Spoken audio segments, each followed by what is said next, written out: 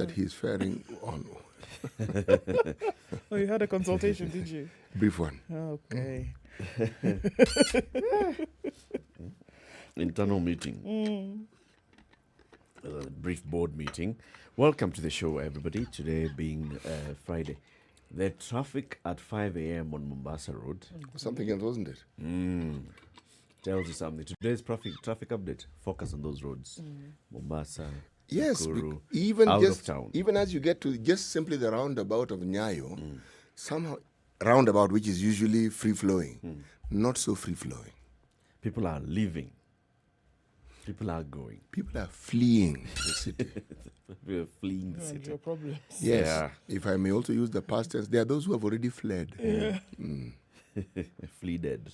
Oh, wow, okay. Sheesh. So, Yes. if you're on the road and you're listening to us this morning, asante sana for tuning in. We will keep you company as you head on out to enjoy your Christmas festivities wherever you're going. So, and keep telling us, please, how the road is throughout. Because I can imagine at some point, there'll be some 12 lanes on some road at some point in the day today. Anyway, welcome to the show. Today we have a lot of conversations and we'll be talking about our culture as a people and why we behave the way we behave. We'll have a number of guests throughout the show today.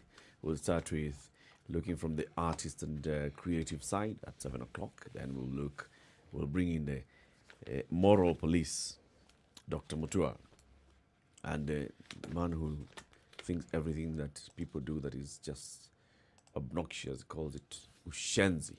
And then we'll bring the conversation to the media side and whether the media is also amplifying the bad manners of the people. So that is what we'll have. But we also know that Nairobi today does not have a governor, and they expect the Speaker of the County Assembly to be sworn in at some point in the knacking capacity. But we have all those conversations to have. Meanwhile, COVID-19 is doing its thing. How far has it gone now? COVID-19 is still doing the rounds. Upsurge of, slight, about 200 extra cases yesterday. 552 new cases in Kenya. And looking at 4 new deaths, this is taking Kenya's total number to 93,405. Total number of cases of COVID-19 that have been realized in the country to date, 1,618 deaths, unfortunately, with 74,999 having recovered.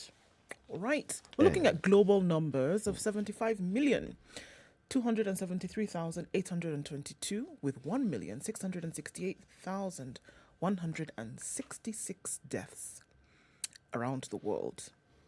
Still talks of vaccine. Everybody's quite excited about this. They've started to roll it out in the western part of the world, and we're likely to see, like we said, the vaccine to find its way to the continent in January. And then moving on from there. Okay, so yes, COVID continues to do the rounds, and even as travels pick up over the next couple of days from today into the next week, we will see an upsurge of cases. So it's not something that should take people by surprise come January when they do some more rigorous testing or when people show up to facilities with symptoms. We should not be surprised. We should not have, an eyebrow raised moment and say, what on earth is happening? Whatever is happening now is going to translate to a rise in cases. So let's just know that come the second week of January, this is what we're going to see. All right. Let's look back at some of the other countries in the world whereby things are already thick. 17,626 cases in the US, 17,626,770 cases in the US. They have now tested they have actually taken out 228,608,320 tests around the continental United States. And this number definitely will rise. They have taken some solace in the fact that the vaccine is now available and people will then be able to travel for Christmas and that they can do whatever they need to do and engage in the holiday festivities. So no lockdown? No. Okay. No lockdown in the United States. Have Biden Harris called for lockdown? No. Even they are easy. They're okay. Well, basically, what they're telling people is to please wear your masks, maintain hygiene, and then also maintain social distance. They're insisting on this. Remember that the administration is not in full swing, so there's certain things they can suggest, but they're not not Of able course. to implement. Trump is course. still the president. Exactly. Of course, but just like they have a position on everything, we'd like to know their position on this. Their position is Because that they have followers. They have how many million followers? People who, if they just said, guys, just stay at home. It doesn't matter whether it's the president saying stay at home. Their followers. sure, they've will made stay the at home. suggestion and they've said that we're going into the Christmas festivities. Please try and be as safe as possible. But But they haven't said stay at home. no, they haven't. But what we know that he And has said very clearly, what prevents them from simply saying stay at home? they That's, could. that's what I'm saying. Because their position is not that. That means even if he was the president today, he wouldn't be saying stay at home. No, one of the things that he has said, though, is that he's going to make the wearing of masks mandatory when he gets into office in January. That it will be mandatory, at least for the first 100 days of his administration. He's going to ask that every American wear a mask in public spaces.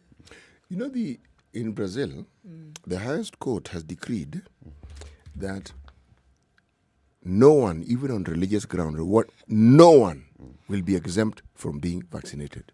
No one. Meaning, if your religion tells you that, put that religion aside For 3 minutes, let's jab you. let's and then you jab, can then go back pick it to- up and, yeah. and carry on with it. Meaning, they have made it law. Yep. No jokes about it. But what I feel is really being tested here is not an adherence to safety measures, but rather the practice of democracy and the practice of human and personal rights. At what point is it useful? At what point is it not? At what point does it even turn against you, the person who is supposed to actually enjoy these rights?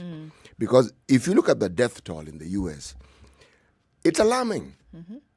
Forget infections, yes, the death toll. It is most definitely, certainly alarming. Yeah, it is. I mean, what the numbers we're looking at, like we said, they've now reached 1%, actually almost surpassed 1% of their of their total population in death. 317,928 deaths in the US. That's just about 1% of their population. That is a big deal. I mean, when it comes to losing people to one thing, right? They have lost more people to things like, to combined things like a war and other things. But in this particular case, to COVID alone, it is an alarming number. And just as you're talking about Brazil, CT, and looking at what they've insisted that people do in terms of getting the vaccine, it could be there's a flurry of factors that come to play here, because Bolsonaro took the heat, which rightly so, because there's so much that could have been done that wasn't done. So now you have 7 million people in Brazil who are affected, who have been infected by COVID. 5 million of those people were infected within 3 months, while basically people sat back and looked and watched. So now that there's a vaccine, this man is not ready to take any more heat. And so he's going to say, everybody will get this vaccine. Not necessarily because we want you to be happy and healthy, but because, look, I'm not taking any more hits from us within the borders of Brazil or from the world. We need the vaccine. Everybody needs to be jabbed so we can be well, and we're not getting back into this. We're going to do it. It could be said he asked for the heat.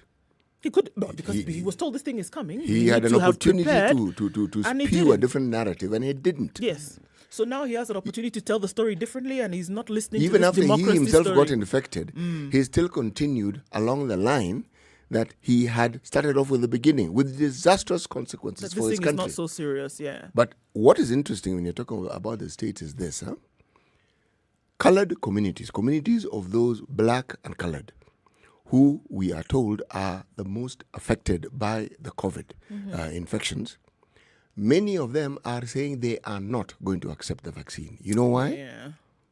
Well, what is playing up here is the disadvantages that are related to research findings, research processes. The Tuskegee syphilis trial has come to the fore again. So something that happened in the past and others are coming to haunt them.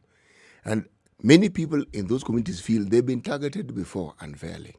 And the truth of the matter is, when it comes to vaccines, they have no clue what is in that vaccine. Truth. So they'd rather just chill and let their life continue, but they're not touching that vaccine. Now, a lesson to remember. Some of these decisions that are made at a time when people think that they're the right decision to make, against the advice of science, people who know, man, those consequences are dire. They're dire. And they will follow you for a long time to come. We talk about the Nuremberg trials as though they happened last week. And they didn't. No. Yes. It's all about consequences. Consequences are there, my friend, and we will be talking about this at greater length when we talk about this wonderful county of ours, the great city of Nairobi, and certain consequences. Yes. Okay. So let's take a break now, okay? At this particular juncture, At this point in time. at this point in time, shall we take a break? It's 14 minutes after 6. This is Kenya's biggest conversation. It's live streaming to everybody, wherever you are in the world. And we are broadcasting on Spice FM. Wherever you're going this morning, this weekend, over these festivities, if you're going to Malindi, just tune in to 97.7. You'll find us. Nyeri is 90.9. Eldoret 96.7. 96.0 in Nakuru. 102.5 in Kisumu. Mombasa is 87.9. And 94.4 in Nairobi. Time for us to take a look at the weather. And then we will be back. 24/7 around the world, non-stop. This is Spice FM. It has been a tough year for your business, hasn't it? But you hung in there. You pressed on. You persevered. And now it's time to rise up. It's time to get ready, to get going, to get selling. And Google is here to help you rise up. Get free training and tools to help your businesses adapt and grow online. Visit g.co/Grow Africa to start now.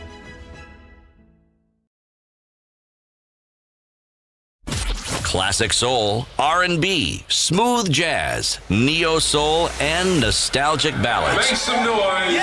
You're listening to Spice All FM. right, this Friday, it's mostly cloudy in Nairobi at 18. We're going to see highs of 25 and lows of 17 today. Partly cloudy conditions in Nakuru at 16 degrees, highs of 26 and lows of 15. It's mostly cloudy in Nyeri at 14 degrees, highs of 23 and lows of 12. Clear conditions in Eldoret at 14, highs of 24, lows of 12 today. It's partly cloudy in Kisumu this morning at 19. There's a high chance of rain through into the weekend, highs of 27 and lows of 19. 19 is what it is in Kakamega and partly cloudy, highs of 27 and lows of 15. Mombasa, rain showers this morning already, going well into the morning, highs of 31 and lows of 25. Partly cloudy conditions in Malindi at 19, highs of 27 and lows of 17. Light rain in Kampala looking out of Kenya this morning, 26 the high and lows of 18. And we're looking at clear conditions in Dar es Salaam for now. Looks like rain though quite early on, highs of 31 and lows of 26. It's also raining in Johannesburg at 16 degrees, highs of 21 and lows of 15. Also a chance of rain here this morning. Mostly clear conditions in Lagos at 26, highs of 32 and lows of 25. Kinshasa is clear at 22, highs of 31, with also a chance of rain this morning. Beijing is quite chilly this morning at -3. Sunny conditions, however. The high will be flat 0 and lows of -9. Cloudy conditions in Paris this morning at 8, highs of 10, coming back down to lows of 8 for now at least. It's cloudy in London at 12, highs of 13, coming back down to 12. New York is registering Thursday night at -1. Clear conditions, however, it'll rise to a high of 0 as you get into Friday morning, coming down to lows of -5.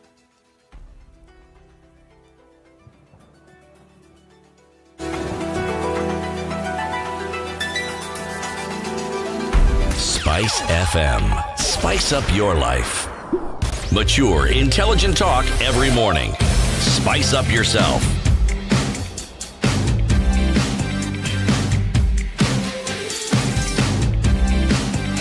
Mornings done right.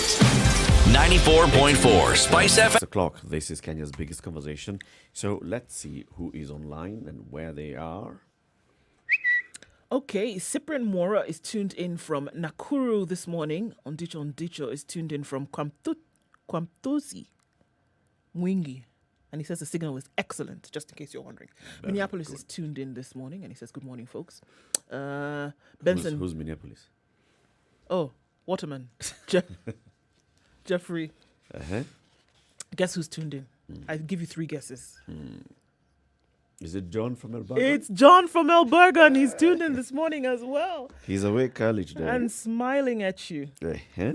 Koriot, Team Koriot, Nandi County, tuned in, and that's Laban. Ward Rose Nyar Alal says good morning from Kisumu. Rita Kendi is tuned in from Beijing in China this morning, where the temperature is at -3. Very warm morning. Skies are clear. Something woke you up, Wow. that's for sure. D. Brownie Newton is listening from Kahawa Sukari. And Stephen Otieno tuned in from Nyalunya in Kisumu next to his wife, Amani Abayo. Good morning, guys. Okay. Karibuni kila mtu. Thank you very much for tuning in this morning. City Muga, as we begin today's proverb. Yes. Death is a poor man's physician. Okay. Wow. It's the only way to get rid of your pain. Put it this way, it's perfect and absolute healing. This is it. Done. Dusted. No more pain. Thou shalt suffer no more. Thou shalt shed tears no more. Okay. Wow. Thank you for that. Let's look at the headlines. Z headlines. Fired, impeached, everything. Senators voted to remove the populist Nairobi Governor Mike Sonko last night after intense questioning during the second day of a marathon hearing. As a wary Sonko, who was a pale shadow of himself, took to his defense, juicy and little dirty revelations emerged from both parties. That is what this Standard tells us. They've given it coverage on page 2, 3, 4, and 5. Lawyer Ndegwa Njiro, who unsuccessfully tried to get the case against Kirinyaga Governor Anne Waiguru before the Senate, confirmed this time he has slayed the dragon. He said, the Bible says there's a time for everything. The same book says the wages of sin is death. However, honorable members, we are not asking you to kill him. Just vote him out.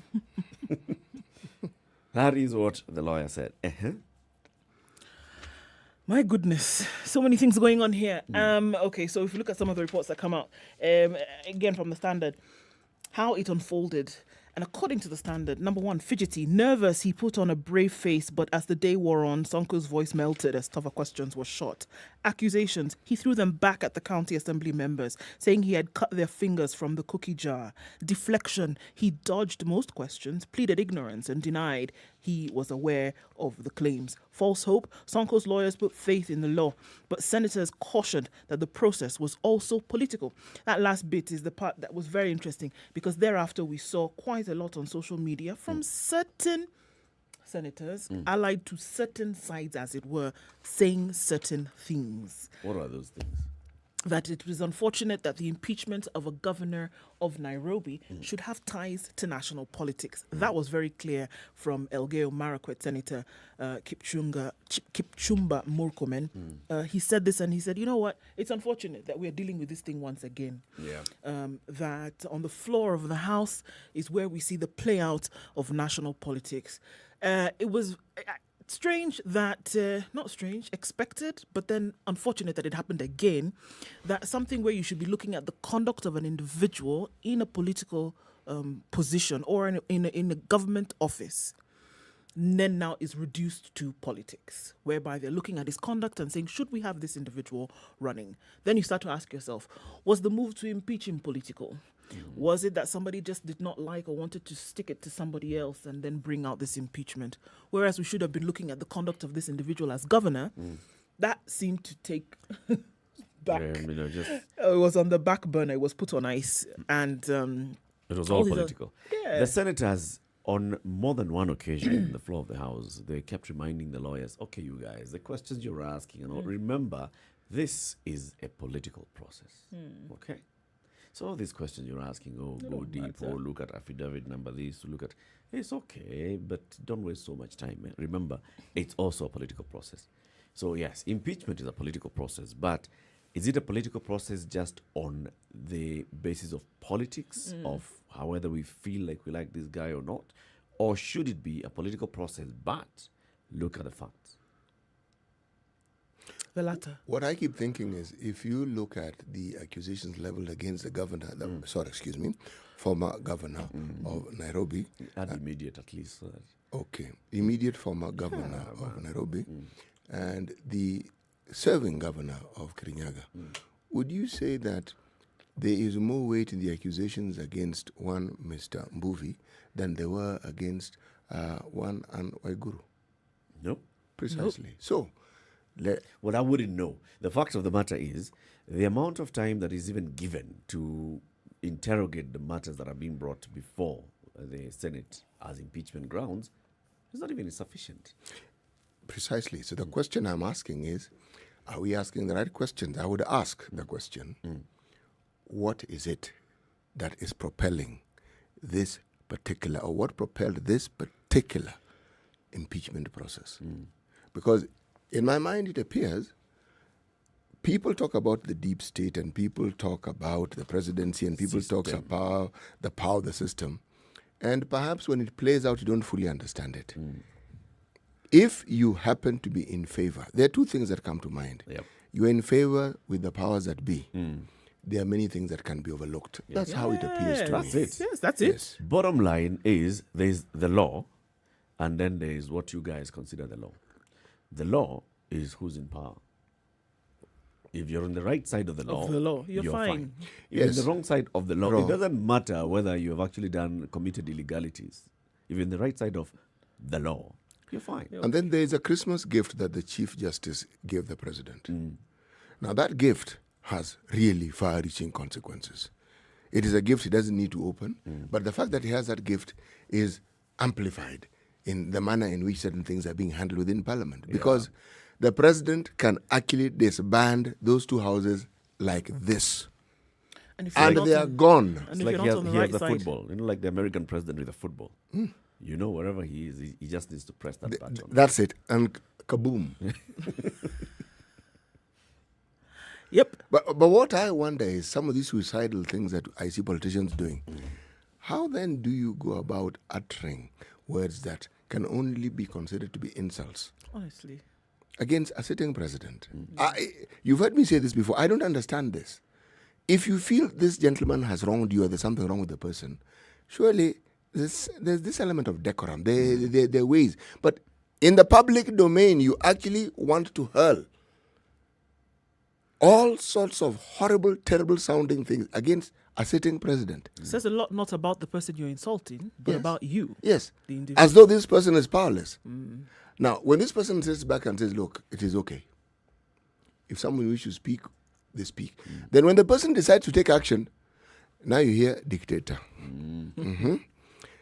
Not only dictator, any Intolerant. intolerant, any other term that implies. And yet, the reason why you've been able to hurl those things is because of the very opposite of intolerance. The person has been tolerant. Or is it considered to be weakness? I don't think so. So what we saw then yesterday was a purely political process, and there are a number of things that were running through my mind as I was, watching bits and pieces of this impeachment hearing. Number one, I can understand the logic of the drafters of the Constitution in putting timelines. Say put timelines for the presidential petition and say presidential petition must be concluded within this time. Senate, once the county assembly has approved a motion, it goes to the Senate within this time. It should be debated and cleared within a certain time. You can understand that, so that you do not, play around with that fate of the governor. However, was that sufficient time? Is it sufficient time to give a Senate 48 hours to actually consider grounds for impeachment and say that you must hear and determine within X number of days after receiving this? You receive this, and within a week you must have dispensed with it. I mean, the alternative is to the laissez-faire approach that was there before. This thing would last years. At least extend the time. Okay, don't say 2 days. Give it a week or No. 2 weeks. I actually Give it think, 10 days. I actually think the 2 days is fine. Well, because- let's look at something Why? that will be interesting to that, because okay, if you want to look at the theatrics in terms of what they're calling, right, and if you want to talk about the days that you're asked to now bring up all of this, Yeah.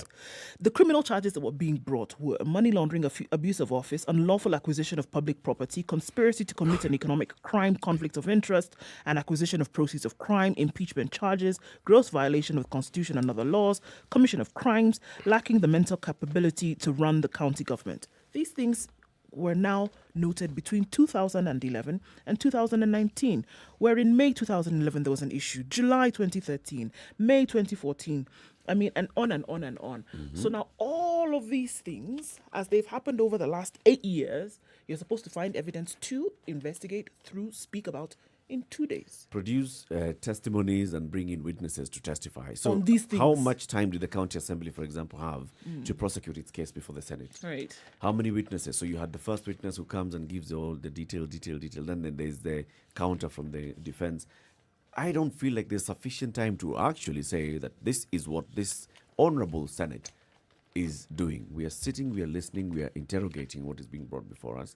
That's why they kept telling the lawyers, especially Harrison Kinyanjui, boss. So then it You're would spending give- so much time on the procedure. Oh, was it legally before the county assembly? Did you sign this? Did you sign the affidavit on time? Oh, that it's forget it. So it would give It's a rise political to the belief. process. It would give rise to the belief that this decision had already been made Yeah, it's before like these it's a fait proceedings accompli. took place. Yeah. Yeah. We are looking at on which side of the political divide you fall. That's it.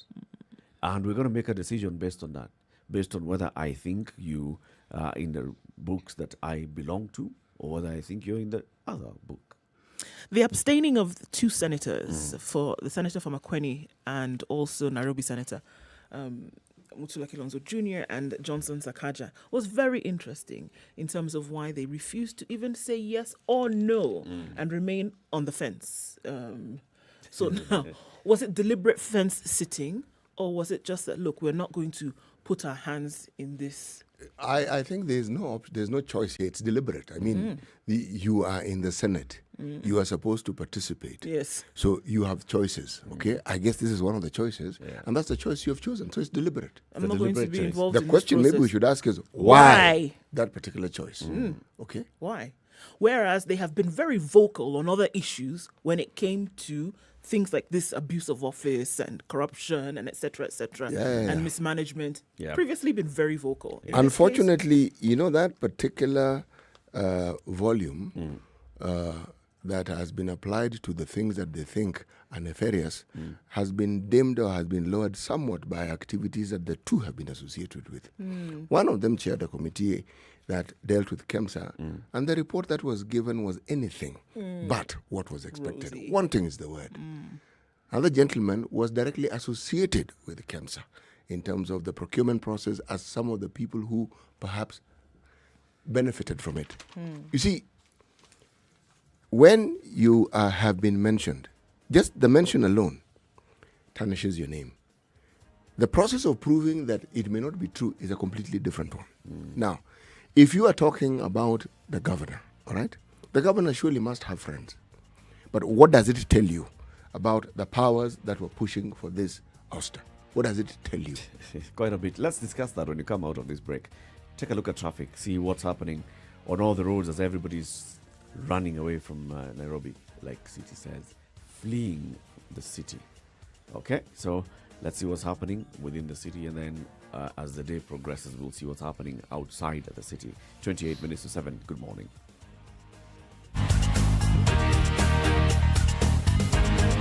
This is the Situation Room, the only way to start your day. Spice up your life. Hello, Spice family. Happy holidays. This is Barbara Mbaka, the Duchess of Money. I'd like to take this opportunity to say thank you. Thank you for supporting us. Thank you for always plugging in to all our shows. Thank you for being part of our conversation. There is no us without you. So we say Asante Sana. I would like to wish you happy holidays, good tidings, and a happy new year. See you next year. And remember, keep it Spice FM. Don't touch that dial. Mwah.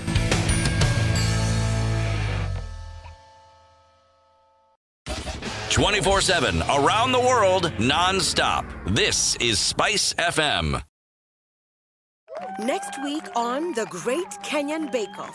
Thank you, thank you, thank you. It's the final. All right, let's do this. My hands are not shaking right now. Hopefully, nothing goes wrong today. Our last 3 intrepid bakers will have to bring out their absolute A You game. ready for some smoke?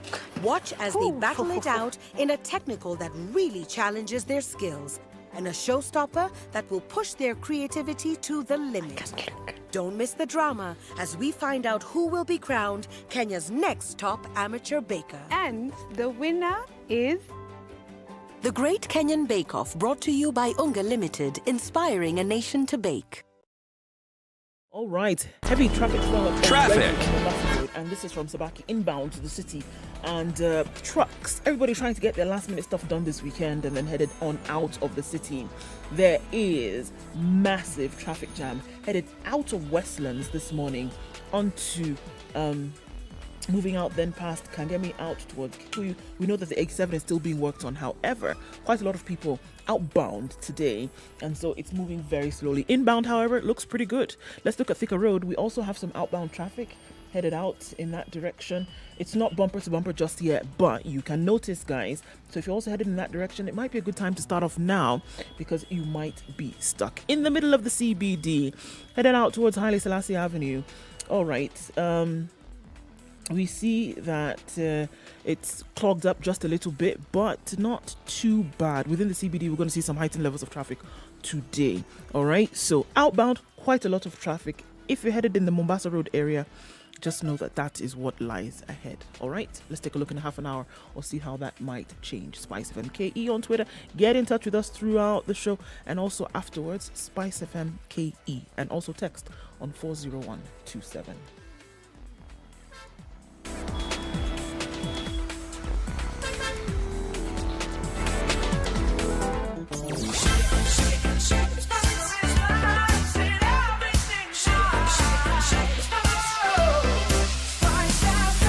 Spice up your life.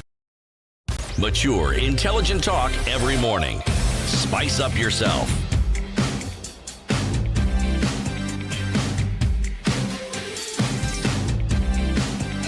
Mornings done right. 94.4 Spice has FM. been impeached and the Gazette notice is out. It's official that Mike Sonko is no longer the governor of Nairobi. So we expect the Speaker of the County Assembly of Nairobi to be sworn in anytime, maybe today, maybe Monday, probably today. He'll be sworn in an acting capacity, and then we'll have a by-election. It's the next thing that ought to happen, a by-election. So we'll discuss Sonko's chances in a by-election. But let's also first look at how the voting happened in the House. 27 voted yes, 16 voted no, 2 abstained. Okay? If you look at the pattern of those that were voting no, and you remember the pattern of votes that was happening during the division of revenue, not division of revenue, the allocation of revenue debates in the Senate, there was a group that emerged that called itself Team Kenya, that used to wear these Kenyan flag ties. And this was being led by the youthful senators, Kina Mutula Kilonzo Jr. of Makueni, and Nairobi's Johnson Sakaja, and Elgeyo Marakwet's Kipchumba Murkomen, and the others. Those senators are among those that were voting no yesterday. Look at all of them. Kithure Kindiki of Tharaka Nithi. If you look at Kitui, Tana River, Narok Senator, Ledama Olekina, Laikipia Senator, Elgeyo Marakwet, Kajiado, Mandera, Lamu, Meru, Samburu, Bomet, Nithi, Nakuru, Turkana, Kericho, and Nandi. Those were voting no. And then those who abstained were 2, the governor of Nairobi and the governor of Makueni. Now, if you look at the governor of Nairobi, remember the case against Waitito, the governor of Kiambu also abstained. The case against Kirinyaga, not the governor, the senator also. So you could maybe say that the senator whose county is being discussed sort of wants to take a back seat and say, let me not express my obvious feeling here. But before the vote, Nairobi Senator Johnson Sakaja had stood up and he issued, his contribution there. He was saying, look, we have a county government of Nairobi and we have a national government that is also domiciled in Nairobi. there's a clash clearly between these two.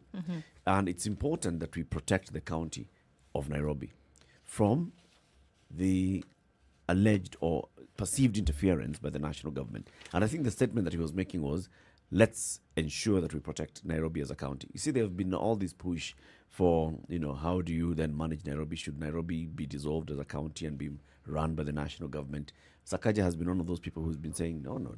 We need to have Nairobi as a county as well. The people of Nairobi also want to participate. There are those who would argue that in taking this move, they're actually protecting Nairobi. You see, so which of these arguments holds sway? I mean, there are those who argue correctly that he's an elected leader. But then also remember that the process that is being followed is a legal and just process that is laid within our constitution for the removal of somebody in that office. The same applies to a member of parliament. The same applies to an MCA. It's just that we've never seen it being used. But doesn't mean it isn't there. Yes. So, again, the thing that comes to the fore, even as you look at this discussion, is it's not how did we elect the person, but what is it about our systems that allows people to get into this quagmire? Because it isn't as though the things that were being discussed happened in a day. It's over time. It's over time, and one could see them happening. When you say the things, you're saying the things that he's being accused of. Right. I mean, it happened over the last 8 years. 2011 to 2019 is said to have happened over that time. Well, not the grounds for impeachment, though. It's just the things he has done. The things that he has done. The things that he has done. So the I'm saying, theatrics. Well, that's his style. The character, showing the character that he is as a leader, as a person. Whether he's talking about in 2011 when he was punching the walls with his fists and jumping gates into the office of the Deputy Prime Minister, Musalia Mudavadi, in protest over kiosk demolitions. There are those that would say he was doing that to protect the traders whose kiosks were demolished. Even if you were a fan of drama and you're watching a play, it comes to an end. There's somewhere. You draw a line somewhere. Yes, exactly. There are periods of interlude when you have a break, and it is hoped that during the periods of interlude, one has time to reflect. All right. Now, again, when the Nairobi Metropolitan Services was put into operation, it didn't happen in a day. We've had drama, and drama galore. Nairobi has not had a deputy governor. That has been an on and off and on. But on the other hand, did the gentleman who was elected with Mike Movie Sonko, let me ask this question. Did he resign? There's still that he didn't officially resign from the position. Yes, that's why I'm asking that particular question. So on a technicality, on a very slim technicality, he's still the deputy governor of Nairobi, on a very slim technicality. This is according to what is quoted as IEBC saying we have not received that we've not received communication. It's very true. Water under the bridge. The man resigned and the man moved on. The man is heading Equity Bank. The man is in his second job since. This is what he said at the point when he was resigning. I regret I have failed to earn the trust of the governor to enable me to drive administration and management of the county. Without fear, favor, or ill will, I stepped down to avoid abusing or betraying my oath of office to Kenyans, Nairobians, and my family. Very rare to have someone do this sort of thing. Very rare. But I think he read it correctly. He read the signs. He says, no, this one not going to work. I'll be dragged down with this. It's just going to leave me muddied. The speaker, Beatrice Elachi, resigned. Okay? Back and forth fight here and there, resigned. So now we were left with just the governor himself, and a new speaker running the affairs of the county. And we still like we're being told by the MCA yesterday from Lango Kubwa, Ms. Mudeo, what has been happening in that. The drama about signing off 4 of the functions and whether the money is now being taken for all these functions. It's all drama upon drama. There's something about power, my friend. It doesn't matter who you are, it is actually given to you. And anything that is given to you can be taken away. Yes. It doesn't matter who you are. So the person who gives you is the one who takes away. Actually, they will take it away. So that tells us that it's not the people of Nairobi who gave him this power. Oh, the people of Nairobi did. You see, if we want to simplify it, you'll say what I've just said. If you want to go into the intricacies, the moment you have what you call a democracy, and people have certain rights. What you then have is a position where people can actually directly make their statements known. And in the case of election, that's what we do. But thereafter, remember, the election can also be interfered with. It isn't as though it cannot be. But thereafter, there are other people whom you have to work with. Now, these are people who hold instruments of state. These are people who have certain powers by virtue of their position. And unfortunately, the world over, if you do not see eye to eye with them, the likelihood is that you will have to take a walk. If you do not align, then you will leave. You will leave. It's not just a political process. Even in the employment sector, your corporate sector, whichever sector you want to think of, if you don't seem to see eye to eye with the person who leads the organization, you're going to go. Is that an accepted way of governance, though? It seems to be accepted that that's the way that things are, that the way the country is going to be ruled. It's not just the country. Or governed, right? It's the way life is, really. No. But look, here we're talking about a government whereby the a sovereign country power rests with the people. Yeah. If the people have elected you, then this other person who's also been elected by the same people. Right. But then you're saying that this individual's personal leanings or personal preferences is how essentially people are going to be governed.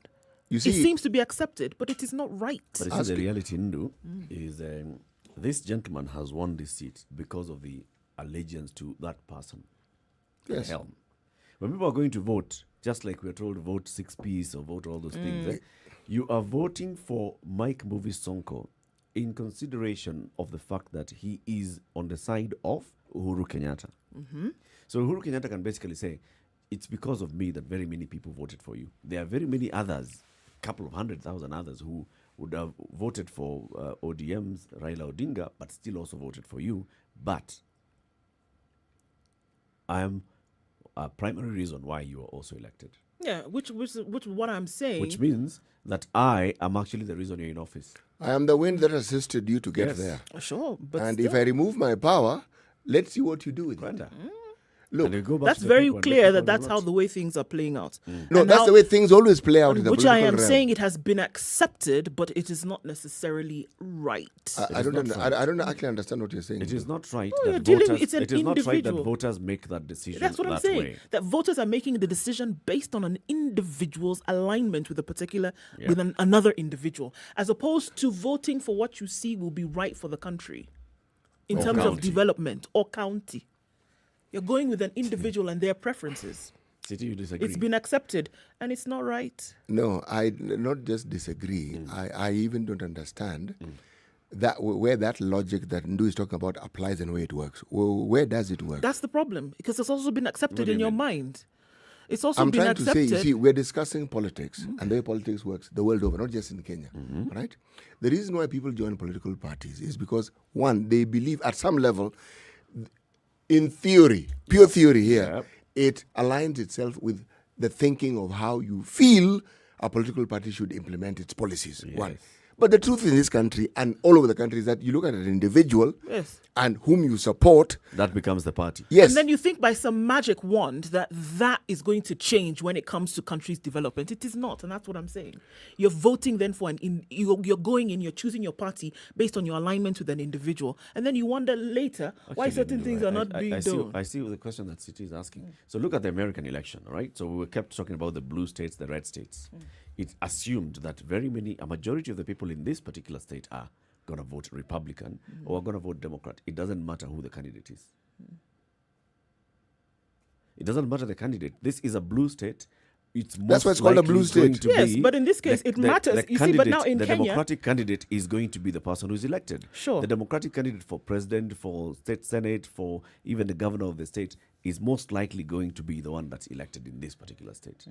So you see, so people are making their choice because are you blue or red? That's the primary definition here or distinction. Are you blue or red? So in Kenya, because you don't have blue-red, we have Uhuru Raila. That's it. Raila red, Uhuru blue. Are you blue? Are you red? that's what I'm saying. It is personality-based politics that we're working with here. And then you come around tomorrow and say that things are not working. What do you expect? You're voting in an individual based on that that personality or that individual and how you're aligned to them without taking into consideration that you want other things within the country to work. What do you expect? This individual is going to do things how they want to. They're going to wield their power in the way in which they see best. Actually, So if you come later to complain about how things are not working in the country and people are not taking you into consideration, what do you expect? Even if things work, people will still complain. What do you expect to happen? Yes, they will. Remember, when you're talking about representation, you are elected. All these people who are involved in this drama we're seeing here were elected. And one could argue that the functions that we saw them putting into operation was part of the functions that they are supposed to actually carry out. And so they were representing us. They are supposed to listen, look, and determine that this is the best way forward. Now, in theory, in practice, we know very well that if today, look, we've seen it playing out with Aisha Jumwa. We've seen it playing out with other people. We see it playing all the time in any political realm that you want to think of. You disagree with the people who enter that party, look for another party or look for another job. It's not really complicated. The owner of the party. Yes. The party. Basically, the person is the party. Exactly. It's really not complicated. And it's not that I don't understand where you're going with the argument. I'm simply saying that the truth of the matter is when people are voted in, there's also an understanding that they actually might bring some change. Might. Yes. There's hope enough chance that they just might bring some change. Like slim chance. Yes. Drop in the mighty vast ocean of chance. Let's take a break. When you come back, let's look at the by-election that's going to happen. And Sonko. If Sonko vies, will the people make that decision again? In fact, what I'm wondering is if Kidero vies. Oh, good Lord, have mercy. So Kidero versus Sonko. Well, I'm thinking if Kidero vies. Jesus. 10 minutes to 7. Let's take a break. We'll be back shortly. 24/7 around the world, non-stop. This is Spice FM.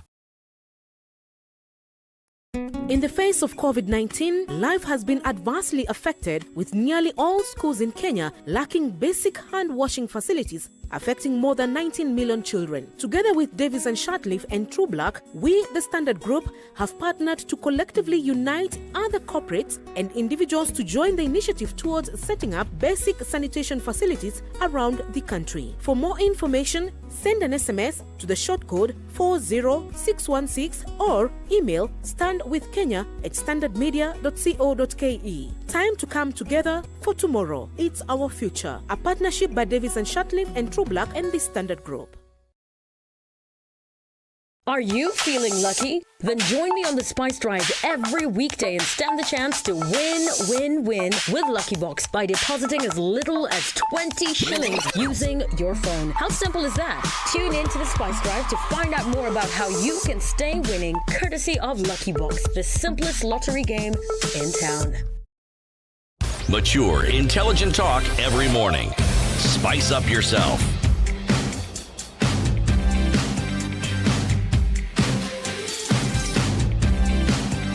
Mornings done right. All right. 94.4 Spice FM. By-election is definitely the next thing now, okay? This gentleman called Mike Mbuvi Sonko has been impeached on these grounds following charges. Number 1, gross violation of the Constitution or any other law. Number 2, abuse of office. Number 3, gross misconduct. Number 4, crimes under national law. Okay? So the senators voted on each of these and said, yes, he should go.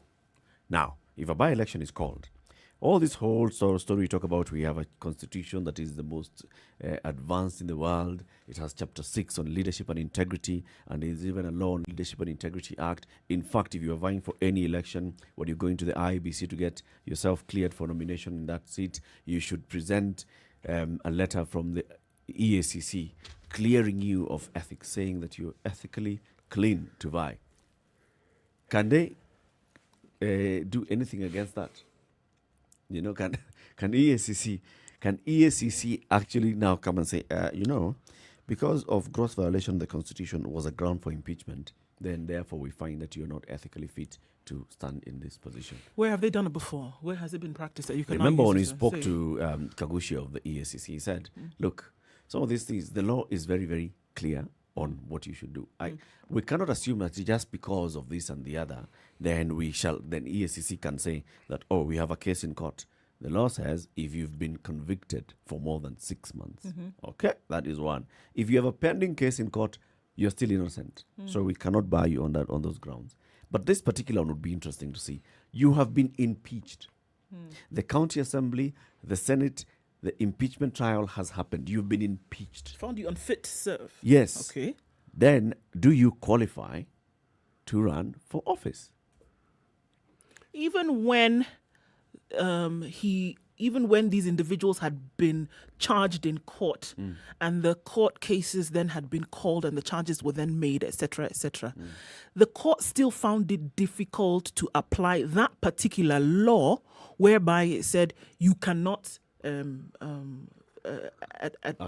access office. Right? It was still difficult. Still grey area. Does that mean you can come to work? Does that mean you can still continue? Does that mean you can come to the office? You can work from home and still sign checks and get people to do? It was still grey in terms of what. So it seems like, I don't know if to call it judicial reluctance to make a very clear stance on what it is. You either get out of office or not. Again, remember, it was not them who put him in office. It was very difficult for them to be able to be the ones to say that he be removed. Right? So it's still very great. It will be. I do agree that it will be very interesting to hear what they would say. So now he's been removed from office by the people who have the mandate to do so. Should such a case come, right? Yeah. They have the mandate to do so, to remove him. They've decided he's unfit. Now, number one, can he run again? Can he come back and say, in a new, fresh clean slate? That happened then. I've come back under whatever capacity.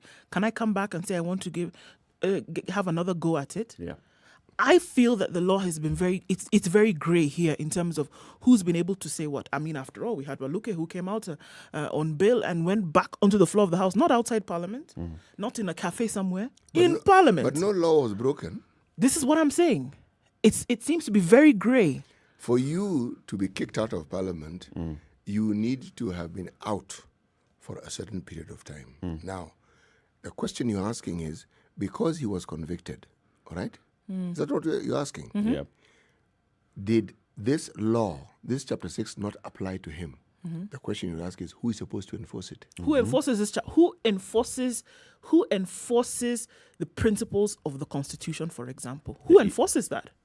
In terms of ethics, it's Ethics and Anti-Corruption Commission. Exactly. But that's what I'm saying. Previously, have we seen them saying, and I think we've had a few cases where they could serve as examples. You see, now, have they been able to come and say, okay, based on... have we had a conviction on these grounds? You see, ESCC cannot say, like ESCC was telling us, we cannot act on rumors or media reports. We have to act on something solid.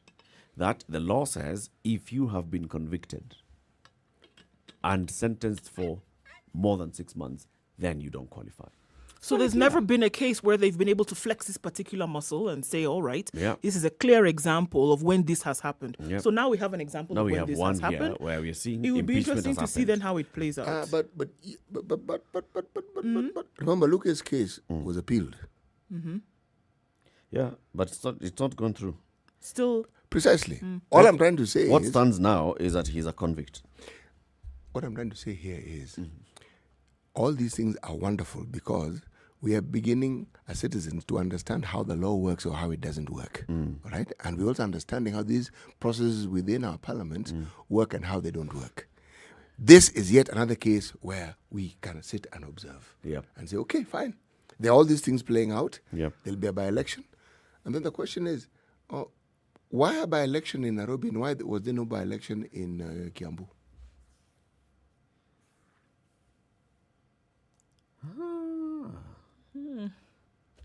Because there's a sitting governor. There's a deputy. there was deputy governor. Yes, there was a deputy governor, but the law provides... No. If there's a deputy governor, see, he or she takes office. In Bomet, there was no by-election. There was a deputy governor. Deputy governor takes office for the remainder of the term. In Nyeri, there was a deputy governor. Deputy governor takes office for the remainder of the term. Precisely. So the law is clear. So the law is clear on that one. Yeah. So if we take that as a given, then we now come to Nairobi. There's no deputy governor. Yep. But we have The Speaker of the Assembly. And Speaker now will act for 90 days, and then there'll be a by-election. The law is also prescriptive. Let me take a break and give you this breaking news. Some sad news for the people of Nyamira County. Governor John Nyagarama has succumbed to COVID-19 related complications at a Nairobi hospital. The family has confirmed this.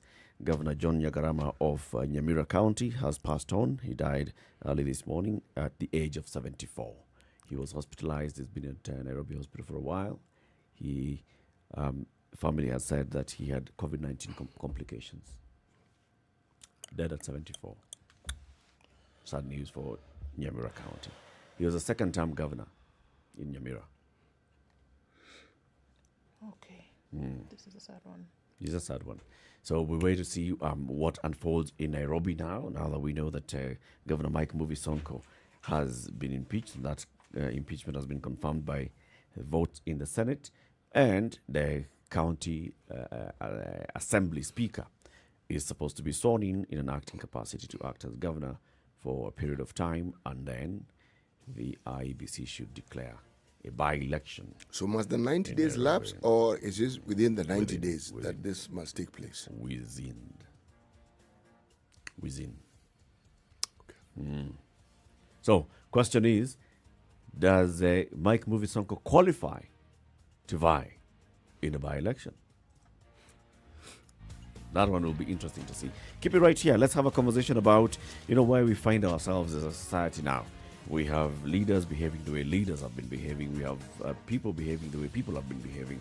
So what's gone wrong? And the question today is politics downstream from culture. So it starts from where we are culturally, and then everything else, including what we say in siyasa, this is just politics.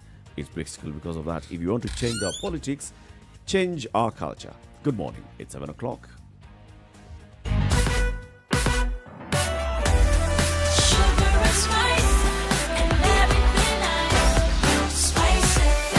Spice up your life. Spice FM, Nakuru. Traffic. Okay, so there's some traffic on Thika Road this morning, outbound. There's no traffic inbound all the way until you get to NYS, and then it slows down just a little bit at the tunnel, but then getting out you should be fine. All right, so we have outbound traffic on Waiaki. That's headed out towards Limuru Road, and also quite thick and heavy going out that way this morning. Okay, the lanes on Mombasa Road getting towards the weighbridge at Mlolongo, very slow as well. We have quite a number of trucks who are trying to get out to the weighbridge, and that is causing a lot of traffic this morning. So I'm going to have to take a look at this later and see what it looks like. But for now, outbound traffic seems to be the thing today into the city. Within the CBD, also quite thick and heavy.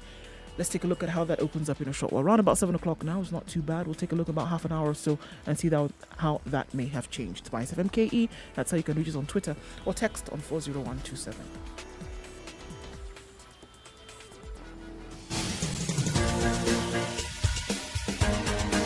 This is The Situation Room, the home of hard-hitting political commentary and penetrating insights about the state of the nation. This is a talk radio experience like no other. The Situation Room, a place for hard truths, debates, and elevated conversations. The Situation Room, witty, political, engaging, deep, controversial. In the room, we have C.T. Muga, researcher, academic, seasoned political observer, a fountain of wisdom in these politically uncertain times. Ndu Oko, Nigerian by birth, Kenyan by choice, communications expert, Pan-Africanist, a truth seeker and believer in people power, and Eric Latif, agent provocateur, the man in the chair, seasoned journalist, news hound, a man who believes in punching up, not down.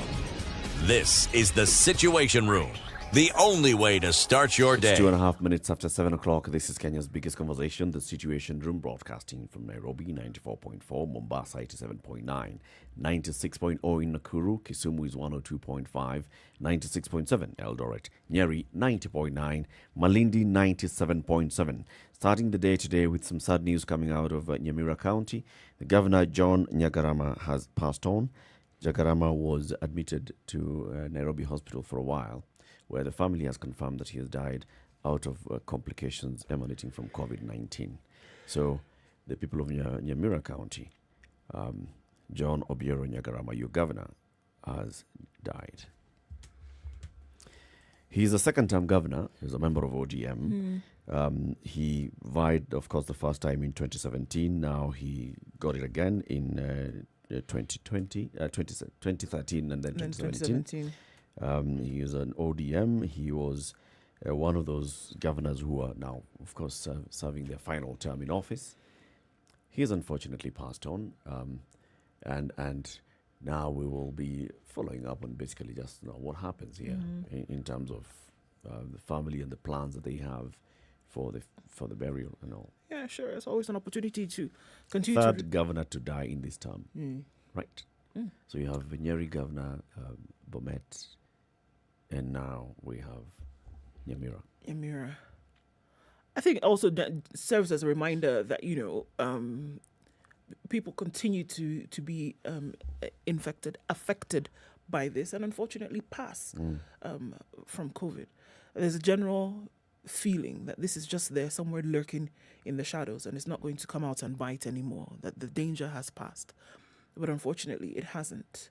And it's still there, right there, front and center, when it comes to infections and when it comes to, then again, the importance of how all of us need to be extremely careful. And here we are. He was receiving treatment. He was not standing up. He was not standing somewhere waiting to be taken somewhere. He was actually within a medical facility. He was still receiving trying to get well. At a private hospital. You remember, public hospitals, we have issues because nurses and clinical officers are on strike. He was at a private hospital, at Nairobi Hospital, where he had even been placed on life support a couple of days ago. It's a stark reminder of what's happening in terms of COVID-19 and the spread of COVID-19 in the country. Yep. City, as we begin this hour, remind us today's proverb. Death is a poor man's physician.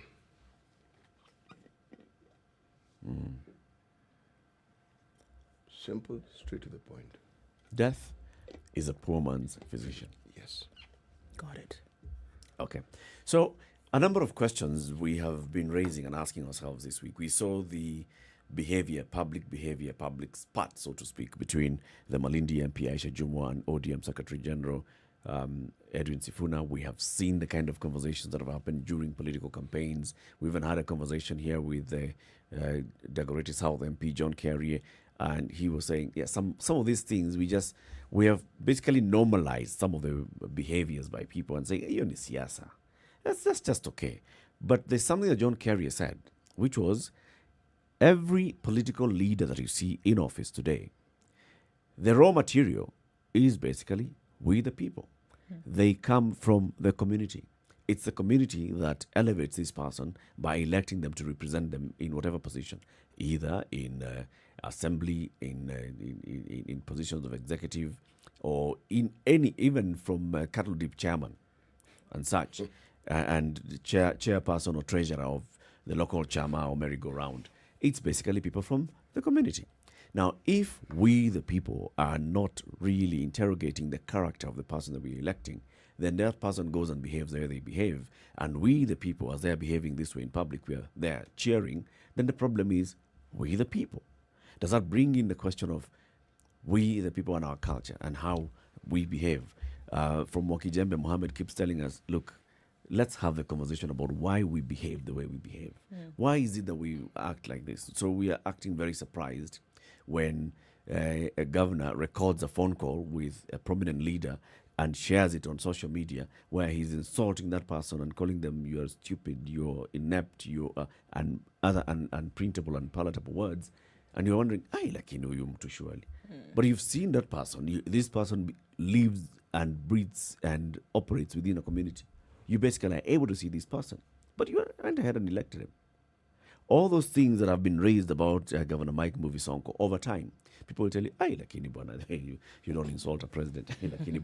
You don't record some people's conversations. Even if you've gone to a place, Kalembendile's restaurant, and he's telling you, you just pay for the chicken you've eaten. That was the funniest thing. Kalembendile telling Sonko, wewe sio mwewe upewe kuku ya bure. Lipa. Umekula kuku. And Sonko said, Kwenda, the voice of someone who sounds like Sonko says, go away. So if you hear all these clips and you laugh and you're like, oh, but surely. And this person participates in an election again and he gets overwhelmingly elected. What does that say about not the person, but the people who vote? And you who said, oh my goodness, surely, and then you had a bit of an embarrassing moment, but you're still on that ballot. In the secrecy of your ballot, you're saying ticked his name. You put your X on his name and said, bring him back. So there's something. Is there an appeal of the scandalous, an appeal of the drama? It's not an appeal.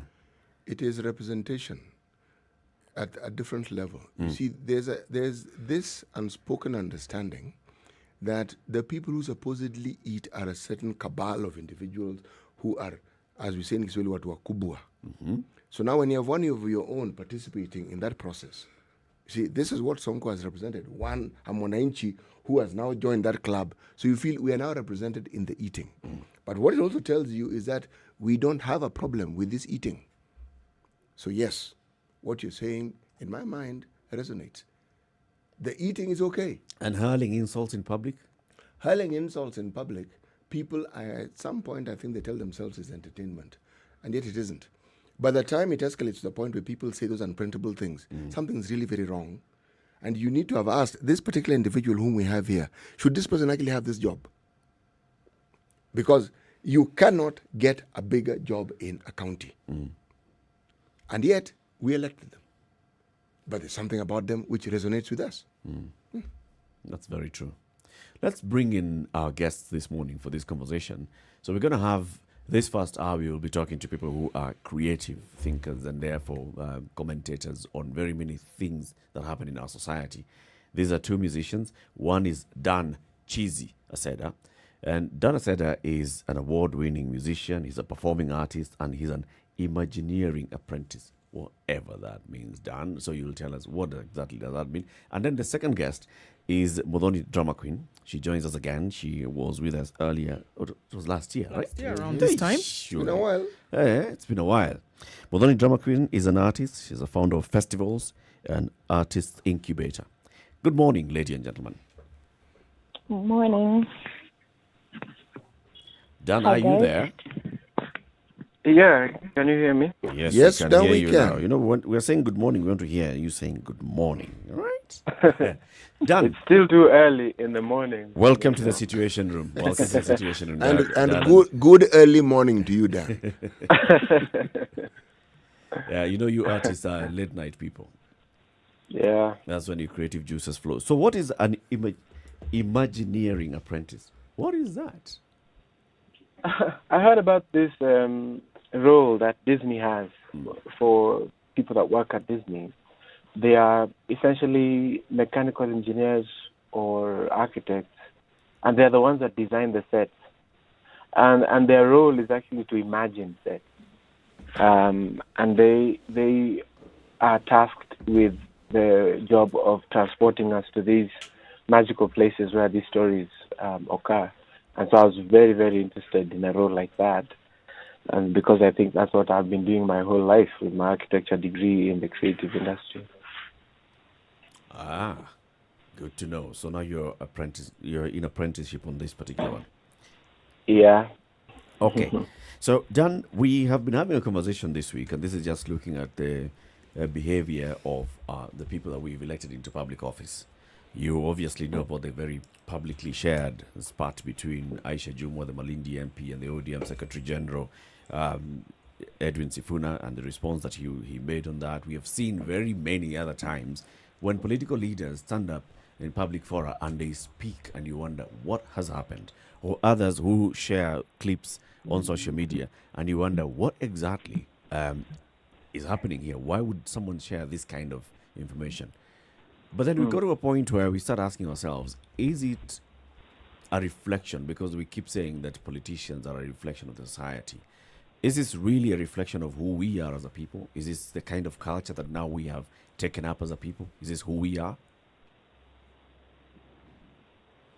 I mean, so my thinking of this is a little different from what I've had people say.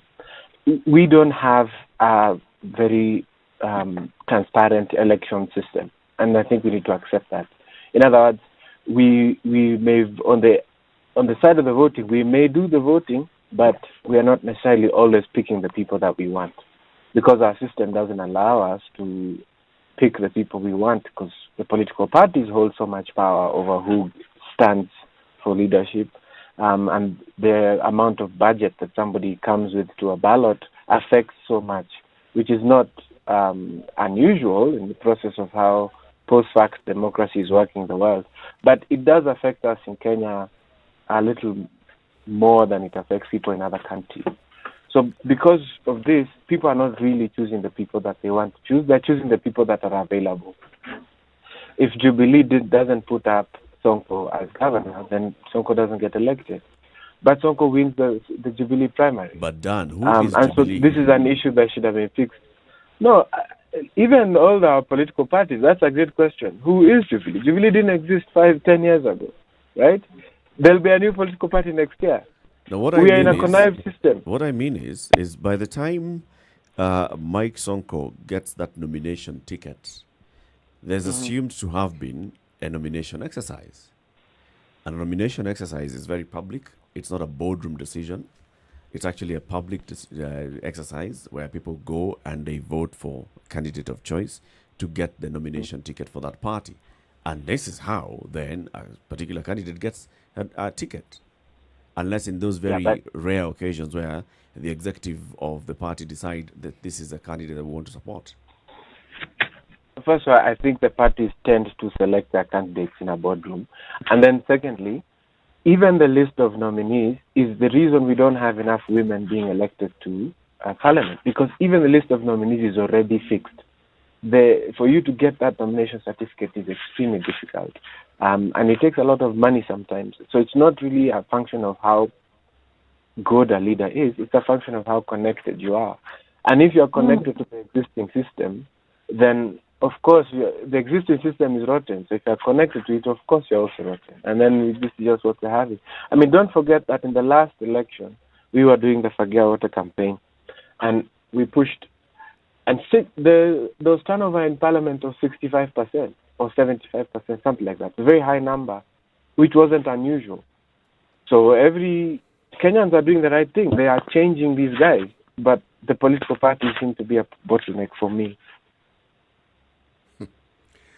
You know, Dan, we are talking about a political process here, and we are trying to understand how it is this political process resonates with the desires of the people. Now, the question is, when we elect the people who, if I'm to take your view, are presented to us, are we saying that these aren't people who in any way resonate with the voter, that the voters don't know these people, and that in a different setting, if the party didn't push the agenda, some of these people might not present themselves for an election? Because what I hear you to be saying is that the people who are chosen by the party are chosen by the party, but that's it. And so we don't have a choice but to vote for them. It's as though they're being divorced from people who perhaps are actually known, but apart from being known, they also happen to be party members. Yeah, and I'm saying that to the extent that Kenya is living in a context. There's a context to all of this. If you think about it, like even our political parties themselves are connived organizations. They are put together just before a big election. So we know the ones we have now were always put together just before a big election. So even the political parties themselves haven't developed a logic or a character process of picking their own leaders. They basically look who's standing out, name recognition. If someone's name is really, really big, then we put that guy on our ballot. That's what tends to happen. If you want to be on a political party list, my advice to you is just go and commit some scandals. And now is a good time. Because the more your name gets out there, the more the political parties are interested in having you on their ballot. And that's how you end up with these types of people. You go and punch a wall, you get on the news. And then you go and punch another wall, you get on the news again. And then they say, oh, that guy is Mtetezi. But he's just been punching walls. There's no ideological position he's taking. And because the name is so big, the political parties will just... I mean, these certificates, unless you guys are living in the bubble. People pay for these certificates, Buana. Is it news that I'm sharing? It's not. Modani, do you agree with what Dani said? Good morning to you. Morning. So I agree with Dan to a significant extent. It's true. We end up choosing the people who are on the ballot, and the people on the ballot don't always reflect what the aspirations or the wishes of the electorate are. And then I also think that there's a degree of soap operaing we do as a republic, as a people, right? So I think it could be because we feel so disconnected from power that the things that we really stand for, our ideas, are never really quite represented. But this thing is going to happen anyway, right? Sort of with or without us, the political machine and its people, it's going to happen anyway. So I think we tend to kind of observe it the way you watch a soap opera. You pick your favorite characters, who antagonizes who has which drama with who is my favorite, kind of how like we watch the Premier League and then, my team is this, some place in England you will never see, but that's your team and you're like going to die for your team. And I think this is our adverse reaction to sort of being puppeteered by the system. And I often reject a philosophy that starts with blaming the people, or kind of being like, this is the people's fault. This is your will. This is what you wanted. Here is the result of what you wanted. Live with the result of what you wanted. Because there's nobody who lives in Kenya who actually believes that elections are free and fair, and that the people who are elected are actually a representation sort of the people's will or the people's choice. Extreme effort is made by the political class. Mudhoni, do I hear you to be saying that of all the people who are elected in this country, there are no people who are genuinely elected by people who actually want them to represent them? No, I definitely think there are people like those. I mean, in any system where there are human beings, there are no hard and fast rules. There are no, right? There are no absolutes. There are no absolutes. Definitely, I think that there's people who get into the system who are more or less a representation of the people. I also think that overwhelmingly, there's a lot of people who enter who are representation of political class interests. And this is what Dan is saying, at the point at which you're being told these are the people who have made. But then how then do we balance this with people going to the ballot box to vote? Because if indeed people did not feel that they were being represented, but rather they were being force-fed with these candidates that these parties or the individuals within the parties have chosen, why don't they simply boycott the elections? Because even if we boycott the election, first, there's no legal provision for if the people boycott the election. Personally, that's the constitutional amendment I would push for. That if the population feels strongly enough and vote against the people on the ballot, that then what you're saying is that there should be a law that indicates or mitigates that there should be a minimum number of votes for any election to be considered credible. So if it's below that, then that particular election is not considered credible. Yeah. I even think that there should really be on the ballot. I think really should on the ballot we really ought to have a none of the above names and none of the above, and especially on these big ones, right? None of the above. And if we're able to make a case as an electorate that none of these people actually espouse the values, that there's all these court cases or character issues, they don't get to run for a generation. All right. 30 years. Let's say when we go to vote, there is that choice of none of the above, okay? And that the majority of people who actually vote indicate none of the above. What then do you see happening? Disqualify those that had vied and let's look. Absolutely. Yeah. And actually, and then I think we even put a time cap when they can't run again. Yeah. And look. Yeah. And I think that's a really important point that Modani is raising, because we are also being let down by other ancillary institutions that are in our country. Look, the world over right now is post-fact politics. People are doing this soap opera thing that DQ is talking about. The States, we've just seen the soap opera in America. So it's not unusual that what's happening in Kenya. However, there's one critical difference, that other institutions are supporting the political process in America in ways that other institutions are letting us down here.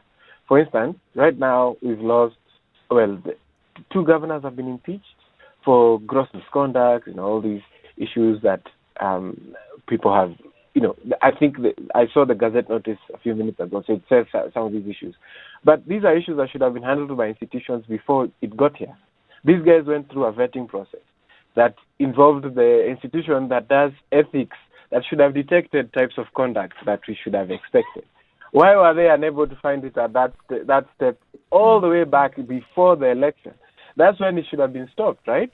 The EACC, the DCI, in fact, even the Higher Education Board is involved in this thing, Education Commission.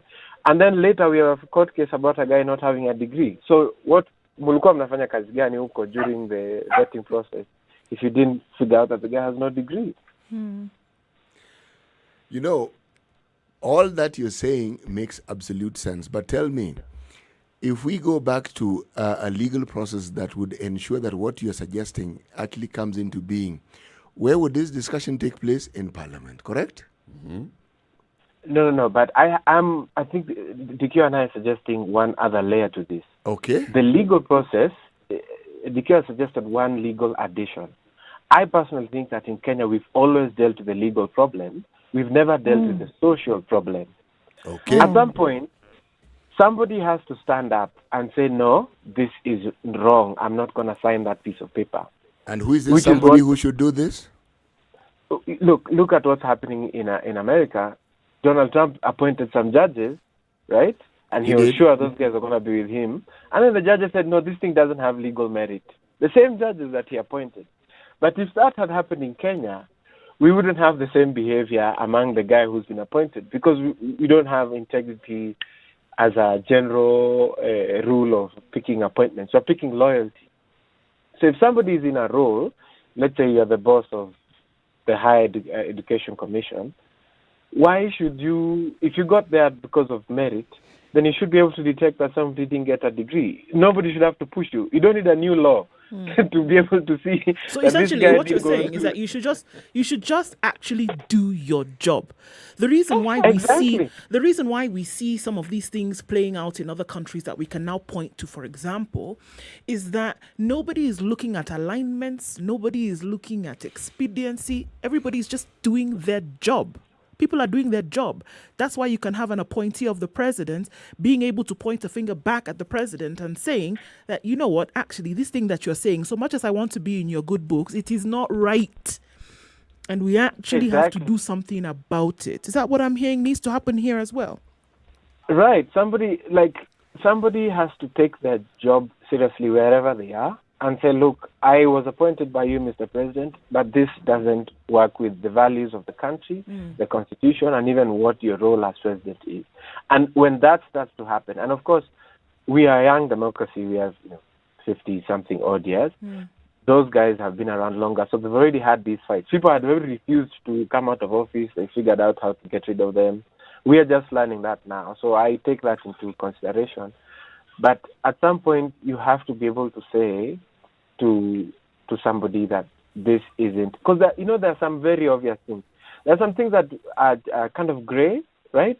But there are some things that are very obvious. Like this whole degree issue for me was like a black and white thing. It's really simple. The guy went to school or he didn't. It shouldn't be something that's a long debate. The kind of conduct that you see even with the former governor of Nairobi, who I voted for, by the way, and I'm embarrassed about it. But I needed to get rid of the other guy. It was a tool to get rid of the other guy. Means to an end. No, he's participating in the very process that he's castigating. But I'm sure we can discuss that after the break. Let's take a break at this point. Let's take a break. We'll come back. We're having a conversation with Dan Seda and Muthoni Drama Queen, two artists, award-winning musician Dan, and a performing artist, and an Imagineering apprentice, and he's already told us what that is.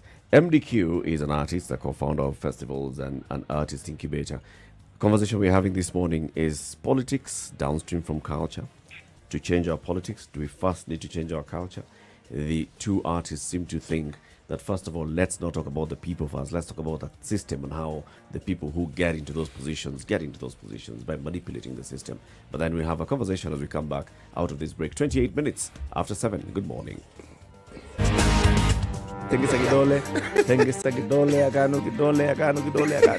Thank you. The political class, the contestants, everybody is trying to outsteal the other. Remorse is not taught in any school. Manners is something you get from your mother. You don't get it from your political party. Why are we so unfocused as a country? Why are we spending money and resources, yet we have real challenges in this country? This coronavirus pandemic should teach us one thing, that universal healthcare is critical. Because at this point, whether you have a medical card that covers you, it doesn't matter. It doesn't matter. This is the Situation Room, the only way to start your day. 24/7, around the world, non-stop. This is Spice FM. It has been a tough year for your business, hasn't it? But you hung in there. You pressed on. You persevered. And now it's time to rise up. It's time to get ready, to get going, to get selling. And Google is here to help you rise up. Get free training and tools to help your businesses adapt and grow online. Visit g.co/Grow Africa to start now. Hii Krisi tukiwapea mtawezana. Star Times brings you the FKF Premier League. Hii ligi ni yetu, twende nayo. You can also enjoy the Europa League, La Liga and FA Cup. To enjoy, simply get a satellite dish for only 2,699 shillings and aerial decoder for only 1,499 shillings and watch the FKF Premier League live and in HD exclusively on BTV channel 172 and 463. Recharge for 2 months and get upgraded for 2 months or call 0719 077 000. Classic soul, R&B, smooth jazz, neo soul, and nostalgic ballads. Make some noise. Yeah! You're listening to Spice FM. This morning, mostly cloudy conditions, however, through some parts of the morning. 16 degrees, highs of 25 today. Nakuru is partly cloudy. Also some sun here and there. Highs of 26 and lows of 15. It's mostly clear in Nyeri at 13, highs of 23. Cloudy conditions in Eldoret at 14 degrees, highs of 24. And it's mostly cloudy in Kisumu at 19, highs of 27 today. Mostly cloudy going into the weekend in Kakamega at 19, highs of 27 and lows of 15. It's raining in Mombasa now. It's going to continue for most parts of the morning with highs of 31 and lows of 24. Mostly cloudy conditions in Malindi at 19 with highs of 27. We're looking at rain showers in Kampala at 21. We're going to go to highs of 26 and lows of 18. Dar es Salaam this morning is experiencing some light rain with 31 the high and lows of 25. It's partly sunny in Johannesburg, highs of 21 and lows of 15 today. Lagos is mostly clear, highs of 32 and lows of 25. And for now in Kinshasa, it's mostly cloudy at 23. We'll see highs of 31 coming back down to lows of 23.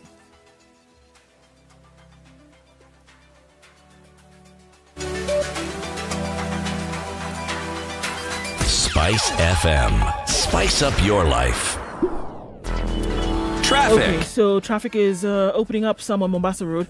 Outbound, there was a bit of a hold up there. Inbound, all the way from Sabaki, moving then towards Mlolongo and then out towards the SGR. It was very slow this morning. Still some parts bumper to bumper situation, but then opening up as you get towards General Motors. Okay, outbound on Thika Road is where we still see some heightened levels of traffic, and then we also see some heightened levels of traffic out towards Westlands. All right. Spice of MKE through the morning. Let us know what it is that you see. Get stuck somewhere, let us know as well. Text us on 40127.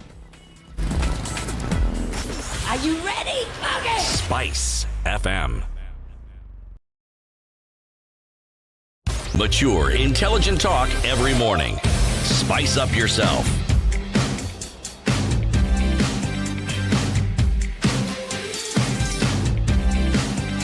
Mornings done right.